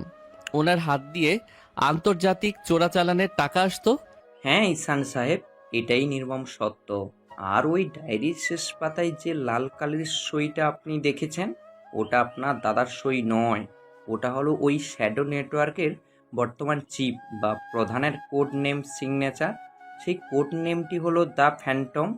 আজ থেকে 15 বছর আগে, ঠিক যেদিন আপনাকে চুরির অপবাদ দিয়ে বাড়ি থেকে বের করে দেওয়া হয়েছিল, ঠিক সেই রাতেই আপনার দাদাজান হৃদরোগে আক্রান্ত হয়ে মারা যাননি। ওনাকে বিষ দিয়ে খুন করা হয়েছিল, আর সেই খুনের পেছনে ছিল ওই ফ্যান্টম। নিয়াজ সাহেবের এই একটা কথাই ঈশানের মাথার ভেতর যেন হাজারটা বজ্রপাত একসাথে হলো। সে যতই ভাবছিল সে রহস্যের কাছাকাছি পৌঁছাচ্ছে, রহস্য যেন আরো 10 গুণ ঘনীভূত হয়ে তাকে এক অন্ধকার কূপে ঠেলে দিচ্ছে। তার চোখের সামনে ভেসে উঠল 15 বছর আগে সেই ঝড়ের রাত, যেদিন তাকে চোর বানিয়ে বাড়ি থেকে বের করা হচ্ছিল। সেদিন তার দাদাজান বিছানায় ছটফট করছিলেন, কিন্তু মেজ ভাই ইমরান আর বাবা আশরাফ আলী তাকে দাদাজানের ঘরে ঢুকতে দেয়নি। তার মানে সেই রাতে এই বিশাল অপরাধের সাম্রাজ্যের হাত বদল হয়েছিল। তার মানে আমার মেজ ভাই আর বাবা এই ফ্যান্টমের হয়ে কাজ করছিল, কিন্তু নিয়াজ সাহেব যে লোক আমাকে ফোনে মেসেজ পাঠালো ছোট ভাই বলে, সে নিজেকে আমার বড় ভাই দাবি করছে। আমার বড় ভাই রেদওয়ান চৌধুরী তো আমেরিকায়, ও কি এই ফ্যান্টম? আমরা আমেরিকার ইন্টেলিজেন্সের সাথে কথা বলেছি ঈশান সাহেব। এক চরম চমকপ্রদ তথ্য বের হয়ে এসেছে। আপনার বড় ভাই রেদওয়ান চৌধুরী গত 3 বছর ধরে আমেরিকার কোনো ট্রেক্রাসে নেই। সে 3 বছর আগেই ওখানকার নাগরিকত্ব ছেড়ে দিয়ে ছদ্মনামে বাংলাদেশে ফিরে এসেছে। আর ওনার বর্তমান যে ব্যাংকিং ট্রানজ্যাকশন এবং আইপি অ্যাড্রেস আমরা ট্যাগ করেছি, তা সরাসরি ঢাকা শহরের মোস্ট ওয়ান্টেড ড্রাগ লর্ড আর ক্যাসিনো কিংদের আস্তানার সাথে যুক্ত। অর্থাৎ আপনাকে যে মেসেজ পাঠিয়েছে সে আপনার আপন বড় ভাই রেদওয়ান চৌধুরী হওয়ার সম্ভাবনা 90%।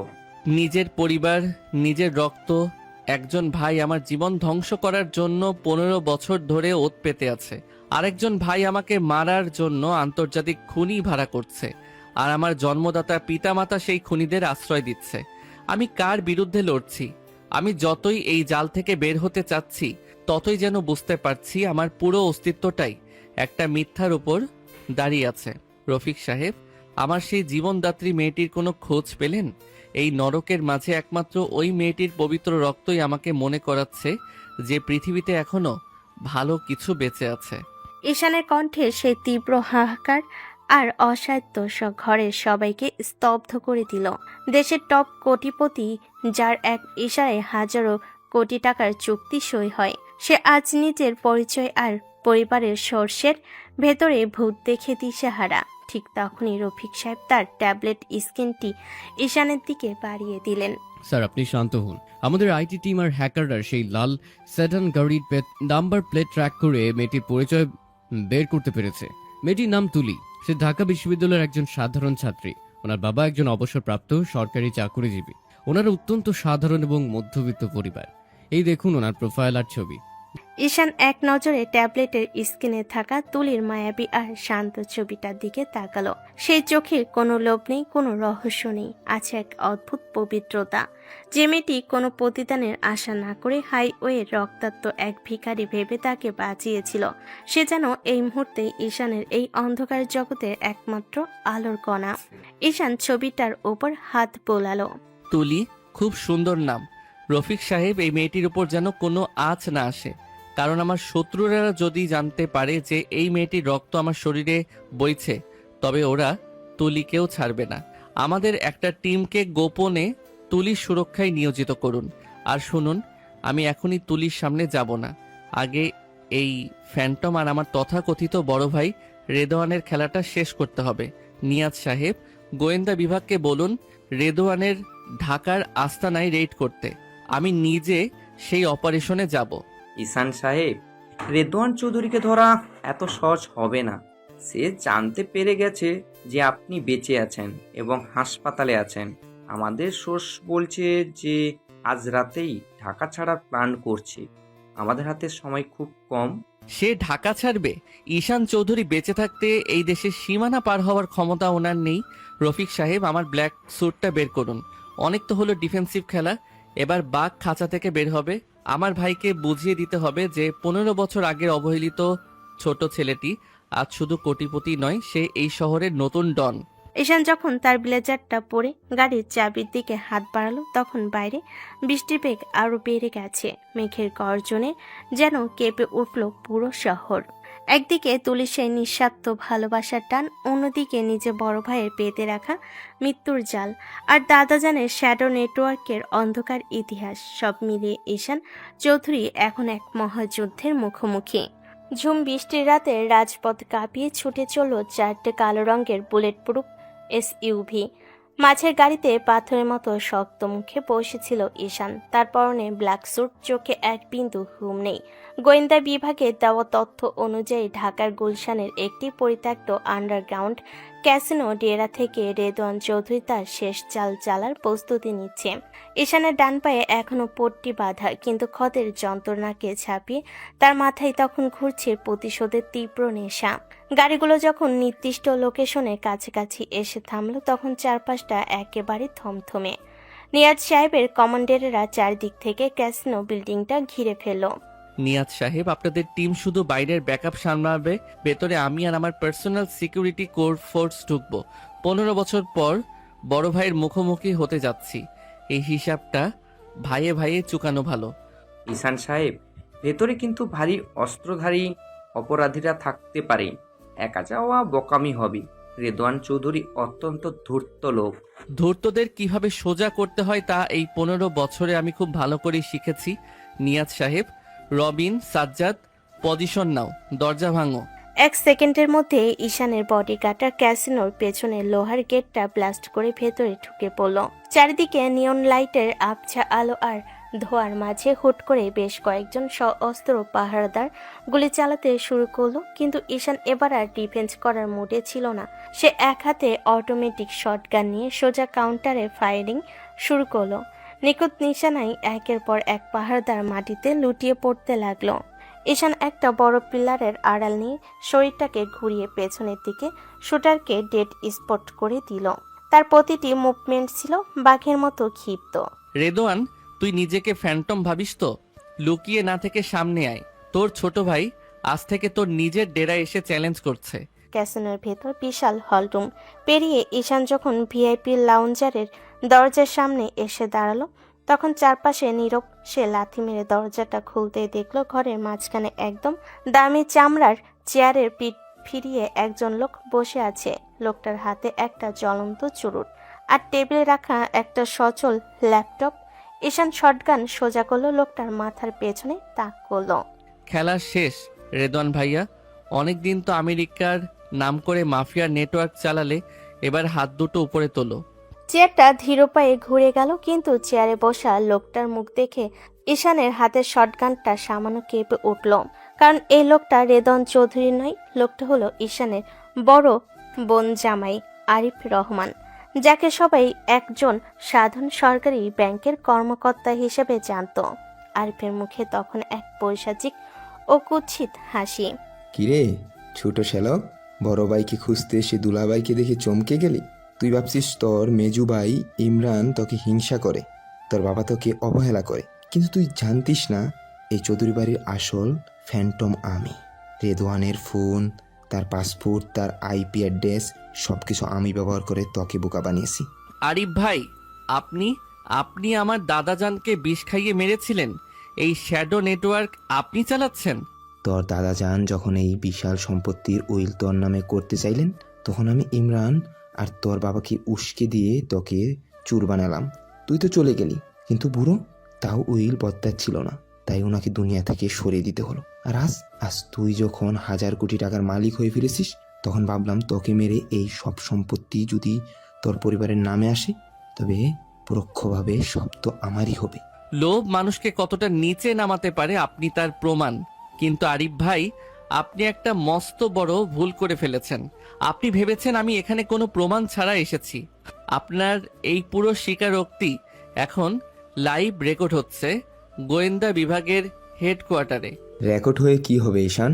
তুই কি ভেবেছিস আমি তোকে এখান থেকে জ্যান্ত বের হতে দিব? এই টেবিলের নিচে যে সুইচটা আছে, ওটা প্রেস করলেই পুরো বিল্ডিংটা বাতাসে উড়ে যাবে। তুই আর আমি একসাথেই মরব। আরিফ যখনই টেবিলের নিচের সুইচের দিকে হাত বাড়াতে গেল, ঠিক তখনই ঘরের কাছের ছাদ ভেঙে দড়ি বেয়ে নেমে এলো সাজ্জাদ আর তার কমান্ডো দল। আরিফের হাতটা সুইচে পৌঁছানোর আগে সাজ্জাদ তার হাতে একটা নিখুঁত শট করলো। চিৎকার করে মাটিতে পড়ে গেল আরিফ। তার হাত থেকে চুরুটটা ছিটকে পড়ল। পুলিশ অফিসার নিয়াজ আহমেদ দলব নিয়ে ঘরে ঢুকে আরিফকে হাতকড়া পরালেন। আরিফ রহমান, আন্তর্জাতিক অপরাধ চক্র পরিচালনা, খুন এবং রাষ্ট্রীয় সম্পদ চুরির দায়ে আপনাকে গ্রেপ্তার করা হলো। ঈশান সাহেব, আপনি ঠিক আছেন? আমি ঠিক আছি নিয়াজ সাহেব, তবে আমার ভেতরের একটা বড় ক্ষত আজ উপড়ে গেল। যে পরিবারকে আমি নিজের ভাবতাম, তার প্রতিটা মানুষ বিষাক্ত সাপের মতো আমাকে খুবলে খেতে চেয়েছে।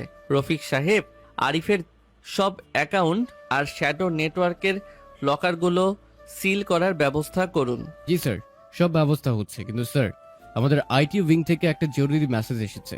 আমরা যখন এখানে অপারেশন চালাচ্ছিলাম তখন এই শ্যাডো নেটওয়ার্কের একটা স্লিপার সেল জানতে পেরেছে যে আপনি তুলি নামের একটি মেয়ের খোঁজ করছেন। ওরা তুলির ক্ষতি করার জন্য অলরেডি ওনার বাড়ির দিকে রওনা হয়েছে।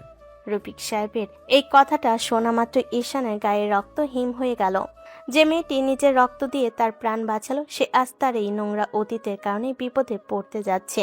ঈশান এক মুহূর্ত সময় নষ্ট না করে শটগানটা ফেলে দিয়ে মেন গেটের দিকে দৌড় দিল। রফিক সাহেব, আমার গাড়ি বের করো। তুলির যদি কোনো ক্ষতি হয় তবে আমি পুরো শহর জ্বালিয়ে দেব। ও আমার জীবনদাত্রী, ওনাকে আমি কিছুতেই এই নরকের আগুনে পুড়তে দিতে পারি না।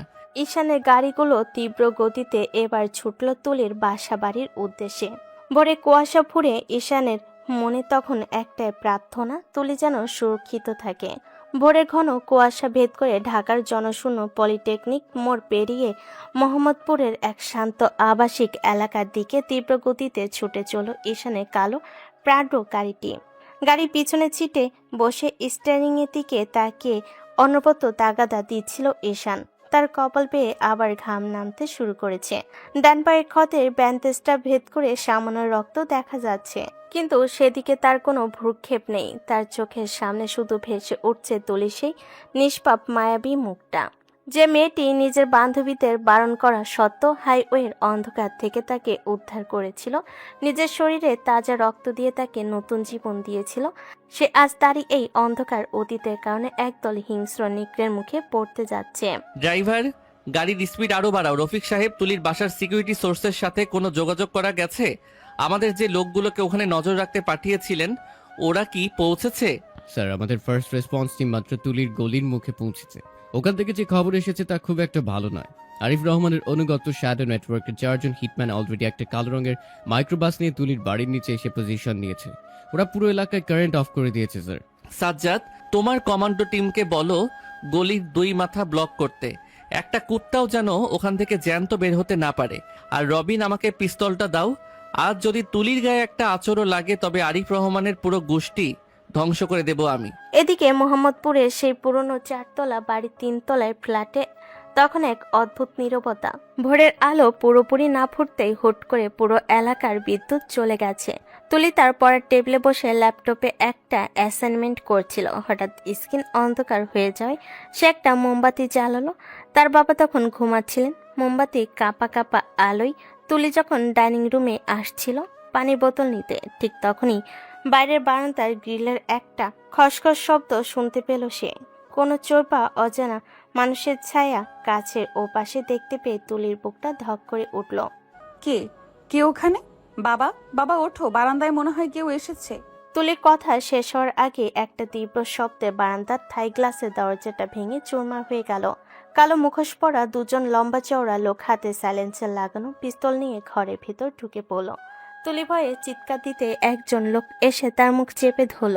তুলির বাবা শোরগোল শুনে ঘর থেকে বের হতেই শুনে শুটারটি তার দিকে পিস্তল তাক করে থমথমে গলায় বলল, বুড়ো, এক পা সামনে বাড়াবি না, বাড়ালে বুক ঝাঁঝরা করে দিব। আমাদের টার্গেট শুধু এই মেয়েটা। বসের উপরের নির্দেশ, ঈশান চৌধুরীকে যে বাঁচিয়েছে তাকে এমন শিক্ষা দিতে হবে যাতে ঈশান সারা জীবন আফসোস করে। মেয়েটাকে তুলে নিয়ে চল। তুলি ছটফট করছিল, কিন্তু লোকটার দানবীয় শক্তির সামনে সে কিছুতেই পেরে উঠছিল না। তার চোখের কোণ দিয়ে অশ্রু গড়িয়ে পড়ছিল। ঠিক তখনই ড্রয়িং রুমের মেন দরজাটা লাথি মেরে ভেঙে ভেতরে ঢুকলো এক জ্বলন্ত আগ্নেয়গিরি। সে আর কেউ নয়, স্বয়ং ঈশান চৌধুরী। তার ডান হাতে 9mm পিস্তল, চোখে এক বিধ্বংসী হিংস্রতা। ঘরের ভিতরের দৃশ্য দেখা মাত্রই ঈশানের ভেতরের বাঘটা যেন শিকল ছিঁড়ে বেরিয়ে এলো। আমার জীবনদাত্রীর গায়ে হাত দেওয়ার সাহস তোদের কে দিল রে? তোদের মরণ আজ আমার হাতেই লেখা আছে। তুলির মুখ চেপে ধরা লোকটা কিছু বুঝে ওঠার আগেই ঈশান এক দৌড়ে এসে শুটারের কবজিতে তার বুটের এক মারাত্মক হিট করলো। হাড় ভাঙ্গার মটমট শব্দে শুটারের হাত থেকে পিস্তলটা মাটিতে পড়ে গেল। পরক্ষণে ঈশান লোকটার শার্টের কলার ধরে তাকে সোজা ডাইনিং টেবিলের উপর আছাড় মারল। কাছের টেবিল ভেঙে গুঁড়ো গুঁড়ো হয়ে গেল। অন্য শুটারটি যখন ঈশানের দিকে পিস্তল তাক করতে গেল, ঈশান একটু সময় নষ্ট না করে মাটিতে রোল খেয়ে তুলির বাবার সামনে এসে দাঁড়ালো এবং 1 সেকেন্ডের পরপর দুটি ফায়ার করলো ঈশানের নিখুঁত বুলেট শুটারে 2 কাঁধে এফোর ওফর করে দিল। লোকটা চিৎকার করে মেঝেতে লুটিয়ে পড়ল। বাইরে ততক্ষণে সাজ্জাদ আর রবিনের কমান্ডাররা বাকি 2 হিটম্যানকে ধরে ফেলেছে। ঘরের ভেতর হুলুস আর গুলির আওয়াজ থামতেই পুরো ঘর জুড়ে এক নিস্তব্ধতা নেমে এলো। তুলি মোমবাতির আলো আর জানালার আবছা আলোয় ভালো করে তাকালো ঈশানের দিকে। কপালে সাদা ব্যান্ডেজ, চোখে তীব্র রাগ, কিন্তু তার দিকে তাকানোর পর সেই রাগ নিমিষেই এক অদ্ভুত মায়ায় রূপ নিয়েছে। তুলি চিনতে পারল এ তো সেই হাইওয়ের রক্তাক্ত যুবক যাকে সে নিজের রক্ত দিয়ে বাঁচিয়েছিল। আপনি সেই লোকটা যাকে আমি হাসপাতালে, কিন্তু এরা কারা আর আপনি এখানে কিভাবে এলেন? হ্যাঁ তুলি, আমি সেই অভিশপ্ত মানুষ যাকে আপনি নিজের রক্ত দিয়ে নতুন জীবন দিয়েছিলেন। আমার নাম ঈশান চৌধুরী, আমার এই নাম আর আমার পেছনের অন্ধকার অতীত আজ আপনার জীবনকে বিপন্ন করে তুলেছিল। আমাকে মাফ করে দেবেন তুলি, আমি আপনার এই ঋণ কোনোদিন শোধ করতে পারবো না। ঈশান চৌধুরী, দেশের সেই বিখ্যাত শিল্পপতি, আপনি এত বড় লোক হয়েও কেন এভাবে শত্রুদের পেছনে ঘুরে বেড়াচ্ছেন? আর এরা কেন আমাকে মারতে চাইলো? কারণ আমার নিজের পরিবার, আমার নিজের রক্ত আমার সাথে বিশ্বাসঘাতকতা করেছে। কিন্তু আজ আমি আপনাকে কথা দিচ্ছি তুলি, আজ থেকে আপনার আর আপনার পরিবারের সুরক্ষার দায়িত্ব আমার পুরো সিকিউরিটি টিম এই বাড়ির চারপাশে থাকবে। আপনার একটা চুলে আঁচড় কাটার ক্ষমতাও এই দেশের কোনো অপরাধীর নেই। তুলি স্তব্ধ হয়ে ঈশানের দিকে তাকিয়ে রইল। যে মানুষটাকে সে সাধন ভেবে বাঁচিয়েছিল, সে যে এত বড় এক সাম্রাজ্যের মালিক এবং তার সুরক্ষার জন্য নিজের জীবন বাজি রেখে এভাবে ছুটে আসতে পারে তা তুলির কল্পনার বাইরে ছিল। ঠিক তখনই নিয়াজ সাহেব গোয়েন্দা দল নিয়ে ঘরে ঢুকলেন এবং আহত শুটারদের নিজেদের হেফাজতে নিলেন। রফিক সাহেব এসে ঈশানের পাশে দাঁড়ালেন। স্যার, আরিফ রহমানের শ্যাডো নেটওয়ার্কের শেষ আস্তানাটা আমরা গুড়িয়ে দিয়েছি। গ্রামের চৌধুরী বাড়ির বাবা আশরাফ আলী আর মা রাহেলা বেগম এখন সম্পূর্ণ একা, এবং ওনারা ঢাকার উদ্দেশ্যে রওনা হয়েছেন আপনার সাথে দেখা করার জন্য। ওনারা নাকি শেষবারের মতো আপনার কাছে ক্ষমা চাইতে চান। ক্ষমা? যে মা বাবা নিজের সন্তানকে 15 বছর অবহেলা করে খুনিদের হাতে তুলে দিতে পেরেছে, তাদের ক্ষমা করার মতো বড় মন আমার নেই রফিক সাহেব। তবে চৌধুরী বংশের শেষ হিসাবটা আমি মেলাবো। তুলি, আপনি সাবধানে থাকবেন, আমি আবার আসব। শুধু আপনাকে ধন্যবাদ দিতে নয়, আমার এই নতুন জীবনের প্রতিটি ক্ষণও আপনার নামে উৎসর্গ করতে। ঈশান যখন ধীর পায়ে ঘর থেকে বেরিয়ে যাচ্ছিল, তখন ভোরের সূর্যটা মেঘের আড়াল থেকে উকি দিচ্ছে। তুলি বারান্দার ভাঙা কাছের পাশ দিয়ে নিচে তাকিয়ে দেখলো সেই কোটিপতি যুবকটি গাড়িতে ওঠার আগে একবার উপরে তার দিকে তাকালো এবং মাথা নিচু করে সসম্মানে বিদায় নিল। তুলির বুকের ভেতর তখন এক নতুন অনুভূতির জন্ম হয়েছে। তুলি ঈশানের এই যাত্রা এখনো শেষ হয়নি। মোহাম্মদপুরের সেই পুরনো ফ্ল্যাট বাড়িটার নিচে যখন 4টে দামি কালো গাড়ি স্টার্ট নিল, তখন সকালে নরম আলোয় চারপাশে কুয়াশা পুরোপুরি কেটে গেছে। তুলি বারান্দার ভাঙা গ্রিলটার পাশে এসে দাঁড়ালো। নিচে দাঁড়িয়ে থাকা বডিগার্ডদের বিশাল দল আর চারিদিকে কড়া নিরাপত্তা বলয় তাকে মনে করিয়ে দিচ্ছিল যে একটু আগে তার সাধারণ ড্রয়িং রুমে যে যুবকটি ঝড় তুলে চলে গেল, সে এই দেশের এক অদৃশ্য অধিপতি। তুলি মনের ভেতর এক অদ্ভুত তোলপাড় শুরু হয়েছে। সে যে সাধারণ মানুষকে স্রেফ মানবতার খাতিরে হাইওয়ের পাশ থেকে কুড়িয়ে এনেছিল, সে নাকি দেশের শীর্ষ কোটিপতি ঈশান চৌধুরী। নিজের শরীরে বইতে থাকা ঈশানের সেই ও নেগেটিভ রক্ত যেন এই মুহূর্তে তুলির ধমনীতে এক নতুন শিহরণ জাগিয়ে তুলল। তুলি জানে আজ থেকে তার এই মধ্যবিত্ত শান্ত জীবনটা চিরদিনের জন্য বদলে গেছে। বাবা, তুমি ঠিক আছো তো? লোকটার কথা শুনলে? ও নাকি ঈশান চৌধুরী। আমি তো বিশ্বাসই করতে পারছি না যে এত বড় বিপদের জাল ওনার চারপাশে বিছানো রয়েছে, আর ওনার শত্রুরা আমাকে মারার জন্য আমাদের এই ঘরে চলে এসেছিল। আমি ঠিক আছি মা, তবে ওই যুবকের চোখের পানি কোনো অপরাধ হিংস্রতা দেখিনি। দেখেছি আপনজনের দেওয়া চরম ক্ষতের যন্ত্রণা। তুই যার প্রাণ বাঁচিয়েছিস তুলি, সে কোনো সাধারণ মানুষ নয়। ওনার একটা শত্রুর যা ক্ষমতা, ওনার দেওয়া সিকিউরিটি ছাড়া আমরা এখন এক পাও বাইরে যেতে পারবো না। কিন্তু তুই কি সত্যি ওনার এই নতুন দায়িত্ব মেনে নিতে পারবি মা? বাবা, আমি যখন ওনাকে বাঁচিয়েছিলাম তখন ওনার পরিচয় জানতাম না। কিন্তু আজ যখন উনি নিজের জীবন বাজি রেখে আমাদের বাঁচাতে এই ঘরে ছুটে এলেন, তখন ওনার চোখের সেই মায়া আমি উপেক্ষা করতে পারছি না। উনি যতই কোটিপতি হন না কেন, ওনার এই একা লড়াইয়ে আমি ওনাকে আর একা ছেড়ে দিতে পারবো না। এদিকে ঢাকার গুলশানের প্রধান কর্পোরেট হেডকোয়ার্টারের ৫০ তলার কাজঘেরা আলিশান কেবিনে বসেছিল ঈশান। টেবিলের উপর সাজানো রয়েছে আরিফ রহমানের শ্যাডো নেটওয়ার্কের সমস্ত বাজেয়াপ্ত করা ফাইলের কপি। কিন্তু ঈশানের চোখ সেদিকে না, সে তার টেবিলের উপর রাখা তুলির সেই সাধারণ হাসি মুখের ছবিটার দিকে তাকিয়েছিল।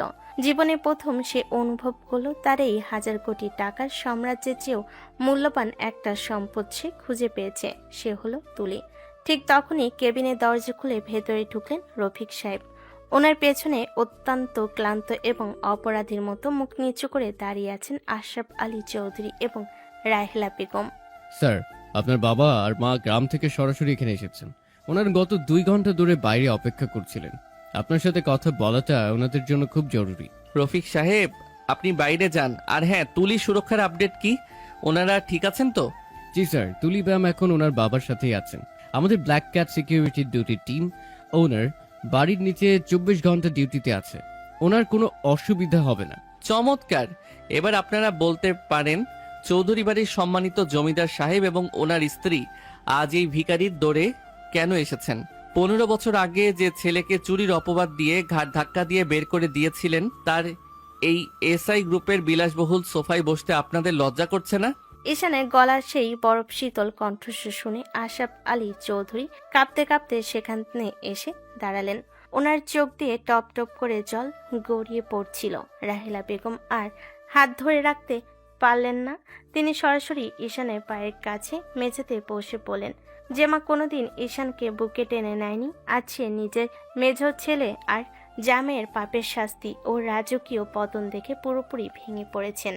ঈশান রে, আমারে তুই কোলাঙ্গার মা বলে একটা লাথি মেরে তাড়িয়ে দে বাবা। তাও এভাবে বলিস না। আমরা জানতাম না যে আরিফ আমাদের এত বড় সর্বনাশ করবে। তোর দাদাজানের খুনের সাথে আমরা জড়িত ছিলাম না রে বাবা। ইমরান আর আরিফ মিলে সব সাজিয়েছিল, আমাদের অন্ধ করে রেখেছিল টাকার লোভে। ঈশান, আমি তোর অপরাধী বাবা। আজ আমাদের চৌধুরী বাড়ির সমস্ত সম্পত্তি ব্যাংক সিল করে দিয়েছে। ইমরান জেলে, আরিফ ও গোয়েন্দা হেফাজতে। আমাদের বাধা গোজার কোনো ঠাঁই নেই। আমরা তোর কাছে সম্পত্তির ভাগ চাইতে আসিনি রে পাগল, শুধু মরে যাওয়ার আগে তোর এই মুখটা দেখে মাফ চাইতে এসেছি। মাফ? বাবা মা 15 বছর ধরে যে ছেলেটা ঢাকার রাস্তায় রাস্তায় নাকে ফুটপাতে জমিয়েছে, যাকে রাতের পর রাত নিজের আপনজনদের অবহেলার স্মৃতি তাড়া করে বেরিয়েছে, তার সেই 15টা বছর কি আপনারা ফিরিয়ে দিতে পারবেন? পারবেন না। দাদাজানকে আপনারা বাঁচাতে পারেননি, কারণ আপনাদের চোখে তখন শ্যাডো নেটওয়ার্কের টাকার লোভ ছিল। চৌধুরী বাড়ির ওই রক্তমাখা ঐতিহ্য আমি আজীবনের জন্য লাথি মেরে ত্যাগ করলাম।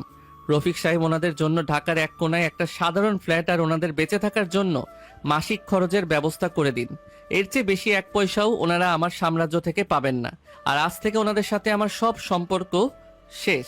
বাবা মাকে ঘর থেকে বের করে দেওয়ার পর ঈশান সোফায় হেলান দিয়ে বসলো। তার চোখ দিয়ে এক ফোঁটা অশ্রু গড়িয়ে পড়ল, যা সে হাত দিয়ে মুছে নিল। চৌধুরী বংশের পাপের সাম্রাজ্য সে পুরোপুরি ধ্বংস করে দিয়েছে, কিন্তু তার জীবনের গল্প তো এখন অন্য এক সুন্দর বাঁক নিতে শুরু করেছে। সে তার ফোনটা হাতে নিয়ে একটা বিশেষ নাম্বারে ডায়াল করলো। ওপাশ থেকে রিং হওয়ার পর ভেসে এলো এক মিষ্টি ও শান্ত কণ্ঠস্বর। হ্যালো তুলি, আমি ঈশান বলছি। আপনার ঘরের বারান্দার কাজগুলো কি ঠিক করা হয়েছে? আপনার বাবা এখন কেমন আছেন? ঈশান সাহেব, হ্যাঁ, আপনার লোকেরা এসে সব ঠিকঠাক করে দিয়ে গেছে।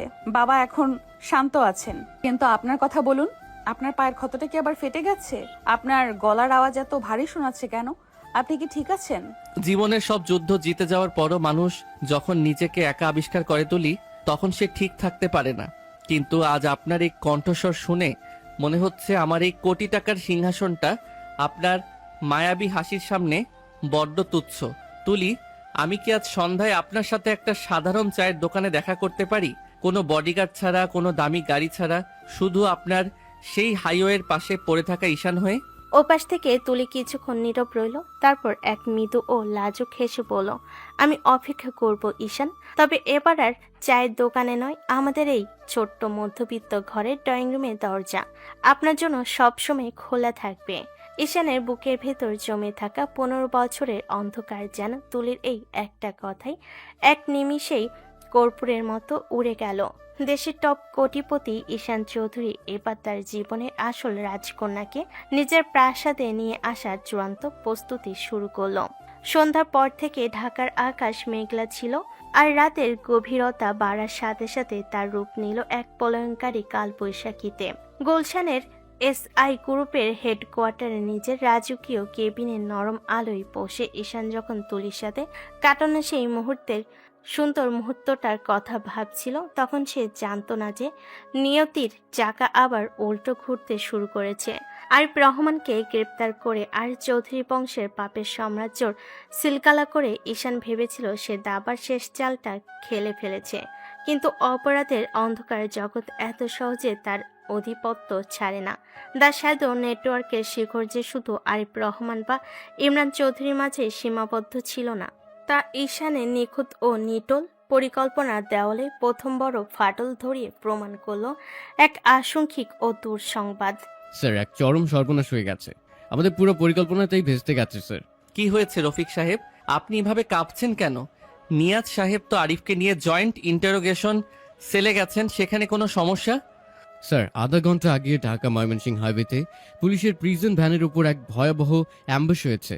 শ্যাডো নেটওয়ার্কের একটা সুইসাইডাল স্কোয়াড ভারী অস্ত্রশস্ত্র দিয়ে ভ্যানে হামলা চালায়। ওরা 4 জন পুলিশ কনস্টেবলকে অন স্পট খুন করেছে আর আরিফ রহমানকে ছিনতাই করে নিয়ে গেছে স্যার।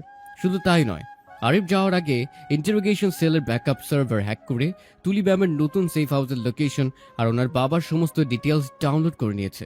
আমাদের আইটি টিমের মেইন রিক্রিপশন ফাইল এখন ওদের সার্ভারে লাইভ দেখাচ্ছে। রফিক সাহেবের প্রতিটি শব্দ যেন ঈশানের কানে গলানো সীসার মতো লাগলো। তার এতদিনে সাজানো পরিকল্পনা দেশের 1 নম্বর ইন্টেলিজেন্স টিমকে সাথে নিয়ে করা নিখুঁত চাল, সবকিছু এক নিমিষে ধুলোয় মিশে গেল। ঈশানের জল শক্ত হয়ে উঠল, কপালে রাগের রগগুলো ফুলে উঠল। সে বুঝতে পারল আরিফ রহমান শুধু একটা গুটি ছিল। শ্যাডো নেটওয়ার্কের আসল মাস্টারমাইন্ড সেই অদৃশ্য ফ্যান্টম এখনো পর্দার আড়ালে বসে রিমোট কন্ট্রোল ঘোরাচ্ছে। আর তাদের প্রথম টার্গেট এখন আর ঈশান নিজে নয়, তাদের টার্গেট হলো ঈশানের একমাত্র দুর্বলতা, তুলি। নিয়াজ সাহেবকে কানেক্ট করুন। ওনার ডিপার্টমেন্টের ভেতরে কোনো ব্ল্যাক শিপ লুকিয়ে আছে, যে আমাদের প্রতিটা মুভমেন্ট আরিফের লোকদের কাছে পাচার করছিল। সাজ্জাদকে বলো মোহাম্মদপুরের তুলির বাড়ির সিকিউরিটি ফোর্সকে যেন এই মুহূর্তে অ্যালার্ট করে। আমি নিজে রওনা হচ্ছি। কিন্তু ঈশান যখন লিফটের দিকে পা বাড়াবে ঠিক তখনই ওনার পার্সোনাল স্যাটেলাইট ফোনে একটা আননোন ইন্টারন্যাশনাল নাম্বার থেকে কল এলো। স্ক্রিনে কোনো নম্বর ভেসে ওঠেনি, শুধু লেখা প্রাইভেট কলার। ঈশান ফোনটা কানে নিতেই ওপাশ থেকে ভেসে এলো এক যান্ত্রিক মডিফাই ও ভারী কণ্ঠস্বর। সেই হাসিতে কোনো মানবিকতা ছিল না, ছিল এক পৈশাচিক আনন্দ। কে ছোট ভাই ঈশান চৌধুরী? ভেবেছিলে দেশের টপ কোটিপতি হয়ে গেলেই তুমি এই আন্ডারগ্রাউন্ডের রাজা হয়ে যাবে। তুমি আমাদের 20 বছরের পুরনো শ্যাডো নেটওয়ার্কে এক ধাক্কায় শেষ করতে চেয়েছিলে। এই নাও তোমার পরিকল্পনার উপর আমাদের প্রথম পাল্টা আঘাত। এখন জানালার বাইরে তাকিয়ে দেখো, তোমার ওই বিশাল অহংকারের SI টাওয়ারের নিচে কি হচ্ছে। ফোনটা সচল রেখে ঈশান একলাপে তার কেবিনের বিশাল গ্লাস উইন্ডোর সামনে গিয়ে দাঁড়ালো। 15 তলার উপর থেকে সে দেখল SI টাওয়ারের মেন গেটের সামনে দাঁড়িয়ে থাকা তার পার্সোনাল সিকিউরিটি 2টি গাড়ি দাউ দাউ করে চলছে। শ্যাডো নেটওয়ার্কের সুপ্রশিক্ষিত মার্সেনারি দল ভারী আর জিপি আর সাব মেশিন গান নিয়ে পুরো কর্পোরেট বিল্ডিংটা চারিদিক থেকে ঘিরে ফেলেছে। ওনারা মেন গেটের সিকিউরিটি গার্ডদের উপর নির্বিচারে গুলি চালাচ্ছে। পুরো গুলশান এলাকা এখন গুলির শব্দে আর সাইরেনের আওয়াজে প্রকম্পিত। ঈশানকে ওনার নিজের অর্থের দুর্গে অবরুদ্ধ করে ফেলা হয়েছে, যাতে সে কোনোভাবেই তুলি কাছে পৌঁছাতে না পারে। ঈশান, তুমি এখন গুলশানে বন্দী, আর তোমার সেই রাজকন্যা তুলি, যাকে বাঁচাতে তুমি নিজের জীবন বাজি রেখেছিলে, সে এখন মোহাম্মদপুরের ফ্ল্যাটে আমাদের ব্ল্যাক স্কোয়াডের কবজিতে ছটফট করছে। আরিফ রহমান নিজে যাচ্ছে তুলির সেই সুন্দর মুখটায় এসিড ঢেলে দিতে। যাতে তুমি সারা জীবন এক জ্যান্ত লাশ হয়ে বেঁচে থাকো। গুড বাই কোটিপতি ছোট ভাই। ফোনটা কেটে গেল। ঈশানের চোখের সামনে নিজের সাম্রাজ্যের পতন আর তুলির ওপর নেমে আসা মৃত্যুর ছায়া। তার মনের ভেতর যে তীব্র আতঙ্ক আর রাগ জন্ম নিল তা তাকে এক অন্য মানুষে রূপান্তরিত করল। সে আর কোনো কর্পোরেট সিও নয়, সে এখন এক জখমি বাঘ। সে রফিক সাহেবের দিকে তাকালো। রফিক সাহেব, বিল্ডিং এর মেইন পাওয়ার সাপ্লাই অফ করে দিন, ব্যাকআপ জেনারেটরও বন্ধ করুন, পুরো টাওয়ারকে ঘুটঘুটে অন্ধকারে ডুবিয়ে দিন। আমাদের বডিগার্ডদের নাইট ভিশন গগলস পড়তে বলুন। ওরা যদি ভেবে থাকে ঈশান চৌধুরীকে ওনার নিজের ঘরে এসে মারবে, তবে আজ এই এসআই টাওয়ারই হবে ওদের কবরস্থান। সাজ্জাদ, তুমি আন্ডারগ্রাউন্ড পার্কিং এর গোপন সুড়ঙ্গ দিয়ে আমার আদেশ মতো বুলেট প্রুফ বাইকটা রেডি করো। আমি ছাদ থেকে নামবো না, আমি নিচ দিয়ে ফুড়ে বের হব। 1 মিনিটের মধ্যে পুরো এসআই টাওয়ার অন্ধকারে নিমজ্জিত হলো। বাইরের হামলাকারীরা তখন অন্ধকারের ভেতর ঢোকার চেষ্টা করছিল। ঈশানের বডিগার্ডরা নিখুঁত স্ট্র্যাটেজিতে তাদের উপর কাউন্টার অ্যাটাক শুরু করলো। এই বিশৃঙ্খলার সুযোগ নিয়ে ঈশান আন্ডারগ্রাউন্ড পার্কিং লটে এসে তার 1200 সিসির ব্ল্যাক স্পোর্টস বাইকটা স্টার্ট দিল। ইঞ্জিনের গর্জন যেন কালবৈশাখীর মেঘের ডাককেও হার মানালো। পার্কিং এর গোপন এক্সিট গেটটা হাইড্রোলিক্স প্রেসারে খুলতে ঈশান বাইকের থ্রোটল পুরো চেপে ধরলো। পেছনের চাকা থেকে ধোঁয়া উড়িয়ে বাইকটি মেন রোডের ব্যারিকেড ভেঙে হামলাকারীদের গুলির তোয়াক্কা না করে তীরের বেগে মোহাম্মদপুরের উদ্দেশ্যে ছুটে চলল। ঝড়ের তীব্রতা তখন আরো বেড়েছে। বৃষ্টির বড় বড় ফোঁটা ঈশানের হেলমেটের কাছে এসে আছাড় খাচ্ছিল, কিন্তু তার বাইকের স্পিড মিটার তখন 115 কিলোমিটার আওয়ার স্পর্শ করছে। তার মাথায় শুধু একটা চিন্তা, তুলি যদি আজ শেষ হয়ে যায় তবে তার এই কোটি টাকার সাম্রাজ্য, তার এই রাজকীয় জীবন সবকিছু অর্থহীন হয়ে যাবে। এদিকে মোহাম্মদপুরে সেই শান্ত গলিতে তখন নরক নেমে এসেছে। ঈশানের যে বডিগার্ডরা তুলির সুরক্ষায় ছিল তাদের উপর আচমকা 1 ডজনেরও বেশি শ্যাডো নেটওয়ার্কের শুটার স্নাইপার দিয়ে দূর থেকে সাইড শট করেছে। তুলির ঘরের মেন দরজাটা এবার আর কোনো সাধারণ ধাক্কায় নয়, সরাসরি ডিনামাইট দিয়ে উড়িয়ে দেওয়া হলো। ধোয়ার গন্ধ হয়ে যাওয়া ঘরের ভেতর তুলি আর তার বাবা যখন কাশছিল, ঠিক তখনই তার ধোয়ার মাঝখান থেকে হেঁটে ভেতরে ঢুকলো আরিফ রহমান। ওনার হাতে একটা ব্যান্ডেজ, মুখে রক্তমাখা হিংস্র হাসি, আর বাঁ হাতে জ্বলছে একটা বোতল মারাত্মক কনসেন্ট্রেটেড অ্যাসিড। কই রে আমার লক্ষ্মী শ্যালকের জীবনদাতি, তোকে বাঁচিয়ে ঈশান চৌধুরী নিজেকে এই শহরের ডন ভাবছিল। আজ তোর এই সুন্দর মুখটা যখন পুড়বে, তখন দেখবো ঈশানের কোটি টাকার অহংকার কোথায় গিয়ে দাঁড়ায়। তোকে মেরেই আমি ঈশানের এই সাম্রাজ্যের শেষ আলোটুকুও নিভিয়ে দিব। তুলি ভয়ে তার বাবাকে জড়িয়ে ধরে পেছনের দেওয়ালে গিয়ে ঠেকল। তার চোখের সামনে আজ সত্যি মৃত্যু দাঁড়িয়ে আছে। সে বুঝতে পারল ঈশানের নিখুঁত পরিকল্পনাকে ওনার শত্রুরা ধূলিসাৎ করে দিয়েছে। কিন্তু এত বড় বিপদের মুখে দাঁড়িয়েও তুলির চোখ দিয়ে পানি পড়ল। তার কণ্ঠে এক অদ্ভুত দৃঢ়তা চলে এলো। সে ঈশানের দেওয়া সে শক্তির ওপর ভরসা রাখল। আরিফ রহমান, আপনি যতই চেষ্টা করুন না কেন, আপনি ঈশানকে হারাতে পারবেন না। উনি যদি ওনার নিজের রক্ত দিয়ে গড়া সাম্রাজ্য আমার জন্য বাজি রাখতে পারে, তবে মনে রাখবেন উনি আপনাকে এই পৃথিবীর কোনো কোনায় লুকিয়ে থাকতে দেবেন না। আপনার এই পাপের শাস্তি উনিই দেবেন। ওরে আমার সতী সাবিত্রী নায়িকা, অনেক হয়েছে বড় বড় কথা। এবার তোর এই রূপের অহংকার শেষ করার পালা। এই নে তোর ভালোবাসার উপহার। আরিফ যখন অ্যাসিডের বোতলটা তুলির মুখের দিকে ছুঁড়ে মারতে গেল, ঠিক তখনই মোহাম্মদপুরে সেই গলির মোড়ে এক তীব্র ব্রেকের শব্দ হলো। জানালার কাঁচ ভেঙে একটি ভারী ব্ল্যাক হেলমেট সোজা এসে আরিফ রহমানের কবজিতে আঘাত করল। তীব্র ব্যথায় আরিফের হাত থেকে অ্যাসিডের বোতলটা ছিটকে গিয়ে মেঝেতে পড়ল এবং মেঝের কার্পেট পুড়িয়ে ধোঁয়া বের হতে লাগলো। আরিফ ঘুরে তাকাতেই দেখলো ঘরের দরজার চৌকাঠে দাঁড়িয়ে আছে স্বয়ং ঈশান চৌধুরী। তার শরীর রক্ত আর বৃষ্টিতে ভেজা, চোখ দুটো লাল, আর হাতের পিস্তলটা সোজা আরিফের কপাল বরাবর তাক করা। শত্রুদের পাল্টা আক্রমণ ঈশানের পরিকল্পনাকে হয়তো ধুলোয় মিশিয়ে দিয়েছিল, কিন্তু ঈশানের ভেতরে প্রতিশোধের আগুনকে তা আরো 1000 গুণ বাড়িয়ে তুলছে। এবার আর কোনো আইন নয়, কোনো গোয়েন্দা বিভাগ নয়, ঈশান চৌধুরী নিজের হাতে এই নরপশুদের শেষ বিচার করার জন্য প্রস্তুত। ঘরের ভেতর বাতাস তখন বারুদের গন্ধ আর অ্যাসিডের পোড়া ধোঁয়ায় ভারী হয়ে উঠেছে। দরজার চৌকাঠে দাঁড়িয়ে থাকা ঈশানের শরীর থেকে বৃষ্টির জল আর ক্ষত থেকে তাজা রক্ত চুইয়ে মেঝেতে পড়ছে, কিন্তু ওনার স্থির হাতে নিশানা আরিফ রহমানের কপাল থেকে এক চুলও নয়নি। আরিফ নিজের কবজি চেপে ধরে ব্যথে চিৎকার করছিল, আর মেঝের কার্পেটে তখন অ্যাসিডের শেষ অংশটুকু ফুসে ফুসে পড়ছিল। তুলি আর তার বাবা দেওয়ালের কোণ ঘেঁষে দাঁড়িয়ে এই ভয়ঙ্কর দৃশ্য দেখছিল। তুলির চোখ দিয়ে পানি পড়লেও ঈশানকে অক্ষত শরীরে এই ধ্বংসস্তূপের মাঝে দাঁড়িয়ে থাকতে দেখে ওনার বুকের ভেতরে অবরুদ্ধ ভয়টা যেন এক লহমায় কেটে গেল। তুই তুই বেঁচে ফেললি কিভাবে? গুলশানের পুরো টাওয়ার আমরা চারপাশ থেকে লক করে দিয়েছিলাম, তোকে ওখানে শেষ করার কথা ছিল। তুই যাদের ভরসায় এই ফাঁদ পেতেছিলি আরিফ ভাই, তাদের লাশগুলো এখন গুলশানের রাস্তায় পড়ে আছে। তোদের ওই শ্যাডো নেটওয়ার্কের ভাড়াটে গুন্ডারা টাকার জন্য লড়ে, আর আমি লড়ি আমার এই নতুন জীবনের অস্তিত্বের জন্য, আমার এই জীবনদাত্রীর সম্মানের জন্য।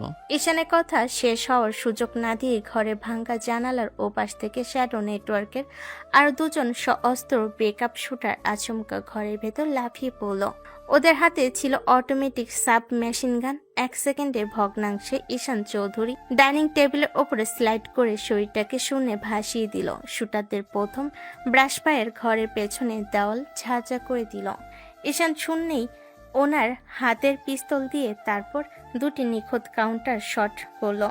প্রথমে বুলেটটি প্রথম শুটারের কপাল ভেদ করে গেল এবং দ্বিতীয় বুলেটটি অন্য শুটারের বুকের মাঝখানে গিয়ে বিঁধল। দুজনে এক বিন্দু শব্দ করার সুযোগ না পেয়ে মেঝেতে আছাড় খেয়ে পড়ল। সাজ্জাদ, রবিন বিল্ডিং এর পেছনে গলি ক্লিয়ার করো। আপনি আর আপনার বাবা এই টেবিলের নিচে পজিশন নিন যতক্ষণ না আমি বলছি। কেউ মাথা উপরে তুলবেন না। তুলি এক মুহূর্ত দ্বিধা না করে তার বাবাকে টেনে নিয়ে শক্ত কাঠের টেবিলটার নিচে আশ্রয় নিল। তুলির চোখ তখনও ঈশানের ওপর নিবদ্ধ। সে দেখল আজ এক অন্য ঈশানকে, যার সামনে কোনো অন্যায় টিকতে পারছে না। ঠিক তখনই আরিফ রহমান মেঝের ওপাশ থেকে একটি পড়ে থাকা পিস্তল তুলে নেওয়ার জন্য হাত বাড়ালো। ঈশান তা দেখে এক গ্রিপ লাথিতে পিস্তলটি ঘরের অন্য কোণায় ছিটকে ফেলে দিল এবং ওনার ভারী বুট দিয়ে আরিফের সেই ক্ষতবিক্ষত হাতটা সজোরে চেপে ধরল। হাড় ভাঙ্গার মটমট শব্দে আরিফ তীব্র আর্তনাদ করে উঠল। তুই ভেবেছিলি তুই ফ্যান্টমের হয়ে চাল চালছিস? বল, তোদের সে আসল মাস্টার মাইন্ড এখন কোথায় লুকিয়ে আছে? এই ঢাকা শহরের কোন আস্তানায় বসে সে তোদের কন্ট্রোল করছে? আমি বলবো না। তুই আমাকে মারলেও ফ্যান্ডম তোকে ছাড়বে না। ও অলরেডি তোকে আর তোর এই মেয়েটাকে দুনিয়া থেকে সরিয়ে দেওয়ার নতুন স্কোয়াড রেডি করে ফেলেছে। তাহলে তুই নিজেই ওনার কাছে চলে যা। ঈশান আরিফকে কলার ধরে এক ঝটকে তুলে জানালার সেই ভাঙ্গা কাচের ফ্রেমের দিকে ছুঁড়ে মারল। আরিফ রহমান 3 তলা জানালা গলে নিচের গলি পিচঢালা রাস্তায় গিয়ে আছাড় খেল। ঠিক সেই মুহূর্তে মোহাম্মদপুরের ওই পুরো গলি কাঁপিয়ে আবার কয়েকটা কালো মাইক্রোবাস এসে থামল। এবার আর কোনো ছদ্মবেশী শুটার নাই, বরং ফ্যান্টমের মেইন কিলার স্কোয়াড গাড়ি থেকে নেমে সরাসরি ভারী রাইফেল দিয়ে পুরো ফ্ল্যাট বাড়িটা লক্ষ্য করে গুলি চালাতে শুরু করলো। কাছের টুকরো আর ইটের কণা ঘরের ভেতর বৃষ্টির মতো ছিটকে পড়তে লাগলো। ঈশান ওনার পকেট থেকে দুটি স্মোক গ্রেনেড বের করে সেফটি পিন দিয়ে টেনে খুলে ঘরের 2 কোণায় ছুঁড়ে মারল। পুরো ঘর এক সাদা ঘন ধোঁয়ায় ঢেকে গেল। ওনার চোখে তখনও নাইট ভিশন মোডে অভ্যস্ত। সে ধীর পায়ে টেবিলের নিচে গিয়ে তুলির হাতটা শক্ত করে নিজের হাতের মুঠোয় নিল। ঈশানের হাতের উষ্ণতা তুলির সমস্ত ভয় দূর করে দিল। তুলি, আমাদের এখান থেকে এখনই বের হতে হবে। ওরা পুরো বিল্ডিং উড়িয়ে দেওয়ার প্ল্যান করছে। আপনি আমাকে বিশ্বাস করেন তো? আমি আপনাকে নিজের জীবনের চেয়েও বেশি বিশ্বাস করি ঈশান। আপনি যেখানেই নিয়ে যাবেন আমি সেখানেই যাব। শুধু আমার বাবাকে বাঁচান। আপনার বাবার দায়িত্ব আমার বডিগার্ডদের। সাজ্জাদ অলরেডি ব্যাকডোর সিকিউর করেছে। আপনি শুধু আমার সাথে পা মেলান। ঈশান তুলিকে এক হাতে জড়িয়ে অন্য হাতে পিস্তল উঁচিয়ে ধোয়ার ভেতর দিয়ে ছাদের সিঁড়ির দিকে ছুটল। পেছনের সিঁড়িঘর দিয়ে তখন আরও 3 জন শুটার উপরে উঠছিল। ঈশান সিঁড়ির রেলিংয়ের উপর ভর দিয়ে শরীরটাকে ঝুলিয়ে দিয়ে নিচ থেকে উপরের দিকে অন্ধের মতো 3টি ফায়ার করল। শুটাররা সিঁড়ি থেকে গড়িয়ে নিচে পড়ে গেল। ঈশান তুলিকে নিয়ে সোজা 4 তলা ছাদের উপর চলে এলো। বাইরে তখন কালবৈশাখী ঝড়ো হাওয়া আর মুষলধারে বৃষ্টি। ছাদের উপরে এসে দাঁড়াতে ঈশান দেখলো আকাশের বুক চিরে একটি লোগোবিহীন কালো হেলিকপ্টার অত্যন্ত নিচু দিয়ে ছাদের দিকে এগিয়ে আসছে। হেলিকপ্টারের দরজা খোলা মাত্রই সার্চ লাইটের তীব্র আলো এসে পড়ল ঈশান আর তুলির ওপর। আর সেই দরজায় দাঁড়িয়ে এক হাত দিয়ে স্নাইপার রাইফেল তাক করে আছে এক রহস্যময়ী ব্যক্তি, যার মুখে একটি সিলভার কালারের মুখোশ। সে আর কেউ নয়, স্বয়ং দ্য ফ্যান্টম। ঈশান চৌধুরী, শেষ রক্ষা তোমার হলো না। তোমার এই কোটিপতির খেলা আজ এই ছাদেই শেষ হবে। ফ্যান্টম স্নাইপারের ট্রিগার চাপার আগেই ঈশান তুলিকে নিজের শরীরে নিচে ড্রাইভ দিয়ে ছাদের এক বিশাল পানির ট্যাঙ্কের আড়ালে নিয়ে গেল। ফ্যান্টমের বুলেট ট্যাঙ্কের লোহার গায়ে লেগে ইস্পাক তৈরি করলো। ঈশান বুঝতে পারলো এই খেলা ছাদে ভারী হেলিকপ্টারের সামনে ওনার হাতের ছোট পিস্তল দিয়ে বেশক্ষণ টিকে থাকা যাবে না। ওনাকে এবার ওনার জীবনের সবচেয়ে বড় এবং ভয়ঙ্কর ঝুঁকিটা নিতেই হবে।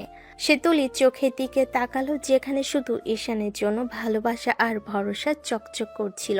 কালবৈশাখী ঝড় হাওয়া আর মুষলধারে বৃষ্টির মধ্যে মোহাম্মদপুরে সে 4 তলা ছাদটি যেন এক রণক্ষেত্রে পরিণত হয়েছিল। সার্চ লাইটের তীব্র আলোয় পানির ট্যাঙ্কের আড়ালে তুলিকে নিজের শরীরের নিচে আগলে রেখেছিল ঈশান। হেলিকপ্টারের দরজায় দাঁড়িয়ে থাকা সিলভার মুখোশধারী ফ্যান্টম তখনও ওনার স্নাইপার রাইফেল দিয়ে অনবরত গুলি চালাচ্ছিল। লোহার ট্যাঙ্কে বুলেটের আঘাত লেগে আগুনের ফুলকি ছিটতে পড়েছিল চারিপাশে। ঈশান জানতেন শুধু ডিফেন্স করে এই আন্তর্জাতিক অপরাধীর হাত থেকে বাঁচা অসম্ভব। ওনাকে এখন শেষ চালটি চালতে হবে। সে পকেট থেকে ওনার পার্সোনাল স্যাটেলাইট রিমোটটি বের করে একটি লাল বাটনে চাপ দিলেন। ফ্যান্টম, তুই ভেবেছিস আমি তৈরি না হয়ে তুলিকে নিয়ে এই খোলা ছাদে এসেছি? ওপরে তাকিয়ে দেখ, এই আকাশের মালিক এখন কে? ঈশানের কথা শেষ হতে না হতে মেঘে ঢাকা আকাশ চিরে তীব্র গতিতে ধেয়ে এলো বাংলাদেশ বিমান বাহিনীর 2টি অত্যাধুনিক গানশিপ হেলিকপ্টার, যা নিয়াজ সাহেবের বিশেষ গোয়েন্দা কমান্ডো টিম পরিচালনা করছিল। একই সাথে ছাদের দরজা ভেঙে ভেতরে ঢুকে পড়ল সাজ্জাদ, রবিন এবং 1 ডজন সশস্ত্র কমান্ডো।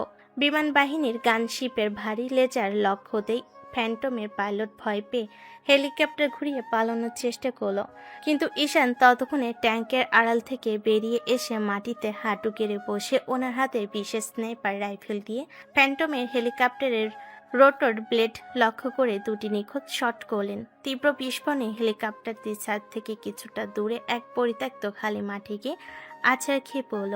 কমান্ডেটররা দ্রুত সেই ধ্বংস স্তূপে গিয়ে ঘিরে ফেলে ফ্যান্টমকে। জীবিত অবস্থায় টেনে বের করলো। ওনার মুখে সিলভার মুখোশটা টান দিয়ে খুলে ফেলতেই নিয়াজ সাহেব চমকে উঠলেন। এই লোক আর কেউ নয়, চৌধুরী বংশের এক সময়কার প্রধান আইনি উপদেষ্টা এবং দাদাজানের পরম বিশ্বস্ত ব্যারিস্টার রফিকুল ইসলাম, যিনি গত 20 বছর ধরে পদ্মার আড়ালে থেকে শ্যাডো নেটওয়ার্কের সুতো নাড়াচ্ছিলেন। এই ঘটনার ঠিক 3 দিন পর নওগাঁর নিয়ামতপুরের সেই ঐতিহ্যবাহী চৌধুরী বাড়ির বিশাল উঠোনে এক অভূতপূর্ব সমাবেশের আয়োজন করা হয়েছে। গ্রামের হাজার হাজার মানুষ, এলাকার গণ্যমান্য ব্যক্তিবর্গ এবং দেশের শীর্ষস্থানীয় সংবাদ মাধ্যমের সাংবাদিকরা সেখানে উপস্থিত। আজ থেকে ঠিক 15 বছর আগে এই উঠোনের এক ঝড় রাতে এক নিষ্পাপ কিশোরকে চুরির অপবাদ দিয়ে পিটিয়ে গ্রাম থেকে বের করে দেওয়া হয়েছিল। আজ সেই উঠোনের মাঝখানে পাতা হয়েছে এক রাজকীয় মঞ্চ। মঞ্চের এক পাশে অপরাধীর মতো হাত করা পরে দাঁড়িয়ে আছে মেজো ভাই ইমরান চৌধুরী এবং হুইল চেয়ারে ব্যান্ডেজ নিয়ে বসে আছে আন্ডারগ্রাউন্ডের ডন আরিফ রহমান। আর মঞ্চের সামনে মাথা নিচু করে দাঁড়িয়ে আছেন ঈশানের জন্মদাতা পিতা আশরাফ আলী চৌধুরী ও মা রাহেলা বেগম। বিশেষ আদালতের ম্যাজিস্ট্রেট এবং গোয়েন্দা প্রধান নিয়াজ আহমেদ যখন মাইকের সামনে এসে দাঁড়ালেন, তখন পুরো এলাকা নিস্তব্ধ হয়ে গেল। নিয়াজ সাহেব দাদাজানের সেই উদ্ধার হওয়া আসল ডায়েরি এবং ফ্যান্টম ব্যারিস্টার রবিকুলের জবানবন্দি সবার সামনে পাঠ করতে শুরু করলেন। আজ থেকে 15 বছর আগে চৌধুরী বাড়ির ছোট ছেলে ঈশান চৌধুরী ওনার দাদাজানের সিন্দুক থেকে কোনো টাকা বা গহনা চুরি করেননি। আসল সত্য হলো, ঈশানের দাদাজান যখন জানতে পারেন যে ওনার বড় জামাই আরিফ আর মেজর ছেলে ইমরান চৌধুরী আন্তর্জাতিক অপরাধ চক্রে শ্যাডো নেটওয়ার্কের সাথে যুক্ত হয়ে দেশের টাকা পাচার করছে, তখন তিনি ওনার সমস্ত বৈধ সম্পত্তি আর জমিদারি ছোট নাতি ঈশানের নামে উইল করে যান। এই উইলটি ধামাচাপা দেওয়ার জন্য এবং ঈশানকে চিরদিনের জন্য দাদাজানের কাছ থেকে দূরে সরাতে আরিফ আর ইরমান মিলে ওনার পড়ার টেবিলে দাদাজানের সিন্ধুকের গহনা লুকিয়ে রেখে চুরির এক মিথ্যা নাটক সাজিয়েছিল। আজ আইনি ও বৈজ্ঞানিক তদন্তে প্রমাণিত যে ঈশান চৌধুরী সম্পূর্ণ নির্দোষ এবং চৌধুরী বংশের একমাত্র বৈধ উত্তরাধিকারী। নিয়াজ সাহেবের এই ঘোষণার সাথে সাথে পুরো গ্রামবাসী করতালি দিয়ে উঠল। মেজ ভাই ইমরান আর আরিফ রহমানের দিকে তাকিয়ে গ্রামের মানুষ থুতু ফেলতে লাগলো। নিজের মা রাহেলা বেগম আর বাবা আশরাফ আলী চৌধুরী তখন কান্নায় ভেঙে পড়ে নিজেদের ভুল বুঝতে পারলেন।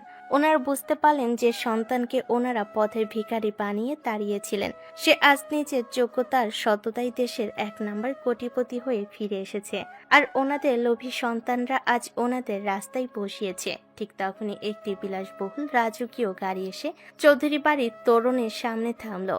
গাড়ির দরজা খুলে ধীর পায়ে নেমে এলেন ঈশান চৌধুরী। আজ ওনার পরনে কোনো যুদ্ধের পোশাক নেই, পরনে এক চমৎকার সাদা শেরওয়ানি। গাড়ি থেকে নেমে ঈশান নিজের অন্য পাশের দরজাটি খুলে দিলেন এবং পরম মায়ায় যার হাত ধরে নামিয়ে আনলেন সে আর কেউ নয়, আমাদের গল্পের আসল নায়িকা তুলি। তুলির পরনে লাল বেনারসি শাড়ি, কপালে ছোট্ট টিপ আর চোখে এক অপার্থিব সুখের আলো। তুলির বাবাও ওনাদের সাথে গাড়ি থেকে নামলেন। ঈশান ধীর পায়ে ওনার মা বাবার সামনে এসে দাঁড়ালেন। রাহেলা বেগম ঈশানের হাত ধরে কেঁদে উঠলেন। বাবা ঈশান, আমাদের তুই মাফ করে দে, আমরা তোকে চিনতে পারিনি। আমাদের সমস্ত অহংকার আজ ধুলোয় মিশে গেছে। তুই আজ এই বাড়ির মালিক, আমাদের তাড়িয়ে দিলেও আমাদের কোনো ক্ষোভ নেই বাবা। আমি আপনাদের তাড়িয়ে দেব না মা। যে চৌধুরী বাড়ির নামে এই নোংরা অপবাদ আর অপরাধ মিশেছিল, আমি আজ এই পুরো জমিদারি আর চৌধুরী বাড়িটাকে একটি সরকারি ট্রাস্টের অধীনে দান করে দিলাম। আজ থেকে এই বিশাল বাড়িটি হবে একটি আধুনিক এতিমখানা এবং কৃষি গবেষণাগার। আর আপনাদের থাকার জন্য আমি ঢাকার যে ফ্ল্যাটটা দিয়েছি, আপনারা সেখানেই সসম্মানে শেষ জীবনটা কাটাবেন। চৌধুরী বংশের পাপের অধ্যায় আজ এখানেই শেষ হলো। জমিদারি আর লোক দেখানো অহংকার ত্যাগ করে ঈশান যখন তুলির দিকে তাকালেন, তখন ওনার চোখে আর কোনো প্রতিশোধের আগুন ছিল না, ছিল এক মহাসমুদ্রের মতো শান্ত ভালোবাসা। সে তুলির হাতটা নিজের হাতের মুঠোয় নিয়ে সবার সামনে ঘোষণা করলেন, 15 বছর আগে এই গ্রাম আমাকে একলা করে তাড়িয়ে দিয়েছিল। আমি 1000 কোটি টাকা কামিয়েও শান্তিতে ঘুমাতে পারিনি। কিন্তু হাইওয়ের পাশে রক্তাক্ত অবস্থায় পড়ে থাকার পর এই মেয়েটি যখন আমাকে নিজের রক্ত দিয়ে বাঁচিয়েছিল, সেদিন আমি আমার জীবনের আসল কোটিপতির সন্ধান পেয়েছি। তুলির এই পবিত্র ভালোবাসাই আমার জীবনের সবচেয়ে বড় সম্পত্তি। আজ এই গ্রামবাসীর সামনে, আমার দাদাজানের আত্মার সামনে আমি তুলিকে আমার অর্ধাঙ্গিনী হিসেবে গ্রহণ করছি। তুলি ঈশানের চোখের দিকে তাকিয়ে এক মধুর ও লাজুক হাসলো। ওনার এই হাসির সামনে আজ এসআই গ্রুপের 1000 কোটি টাকার সিংহাসনটাও বড্ড ফিকে মনে হচ্ছিল। তুলি জানতো ওনার ভালোবাসার মানুষটি আজ ওনার সমস্ত দুঃখ আর অতীতকে জয় করে এক নতুন আলোয় ফিরে এসেছে। বিকেলের মিষ্টি সূর্যটা যখন চৌধুরী বাড়ির ওপর হেলে পড়ল, তখন চারপাশের পাখিদের কলকাকলিতে এক উৎসবের আমেজ নেমে এলো। এতিমখানার শিশুরা নতুন জামা পরে চারিদিকে হাসাহাসি করছে। দীর্ঘ 15 বছরের অবহেলা, কষ্ট, কুয়াশা আর রক্তের দাগ মুছে ঈশান আর তুলির জীবন এক নতুন এবং চিরস্থায়ী সুখের বাঁধনে জড়িয়ে গেল। কুৎসিত অপবাদের অবসান ঘটিয়ে সত্যের জয় হলো এবং এক চমৎকার হ্যাপি এন্ডিং এর মাধ্যমে শেষ হলো চৌধুরী বাড়ির অবহেলিত ছোট ছেলের এক রাজকীয় রূপকথা।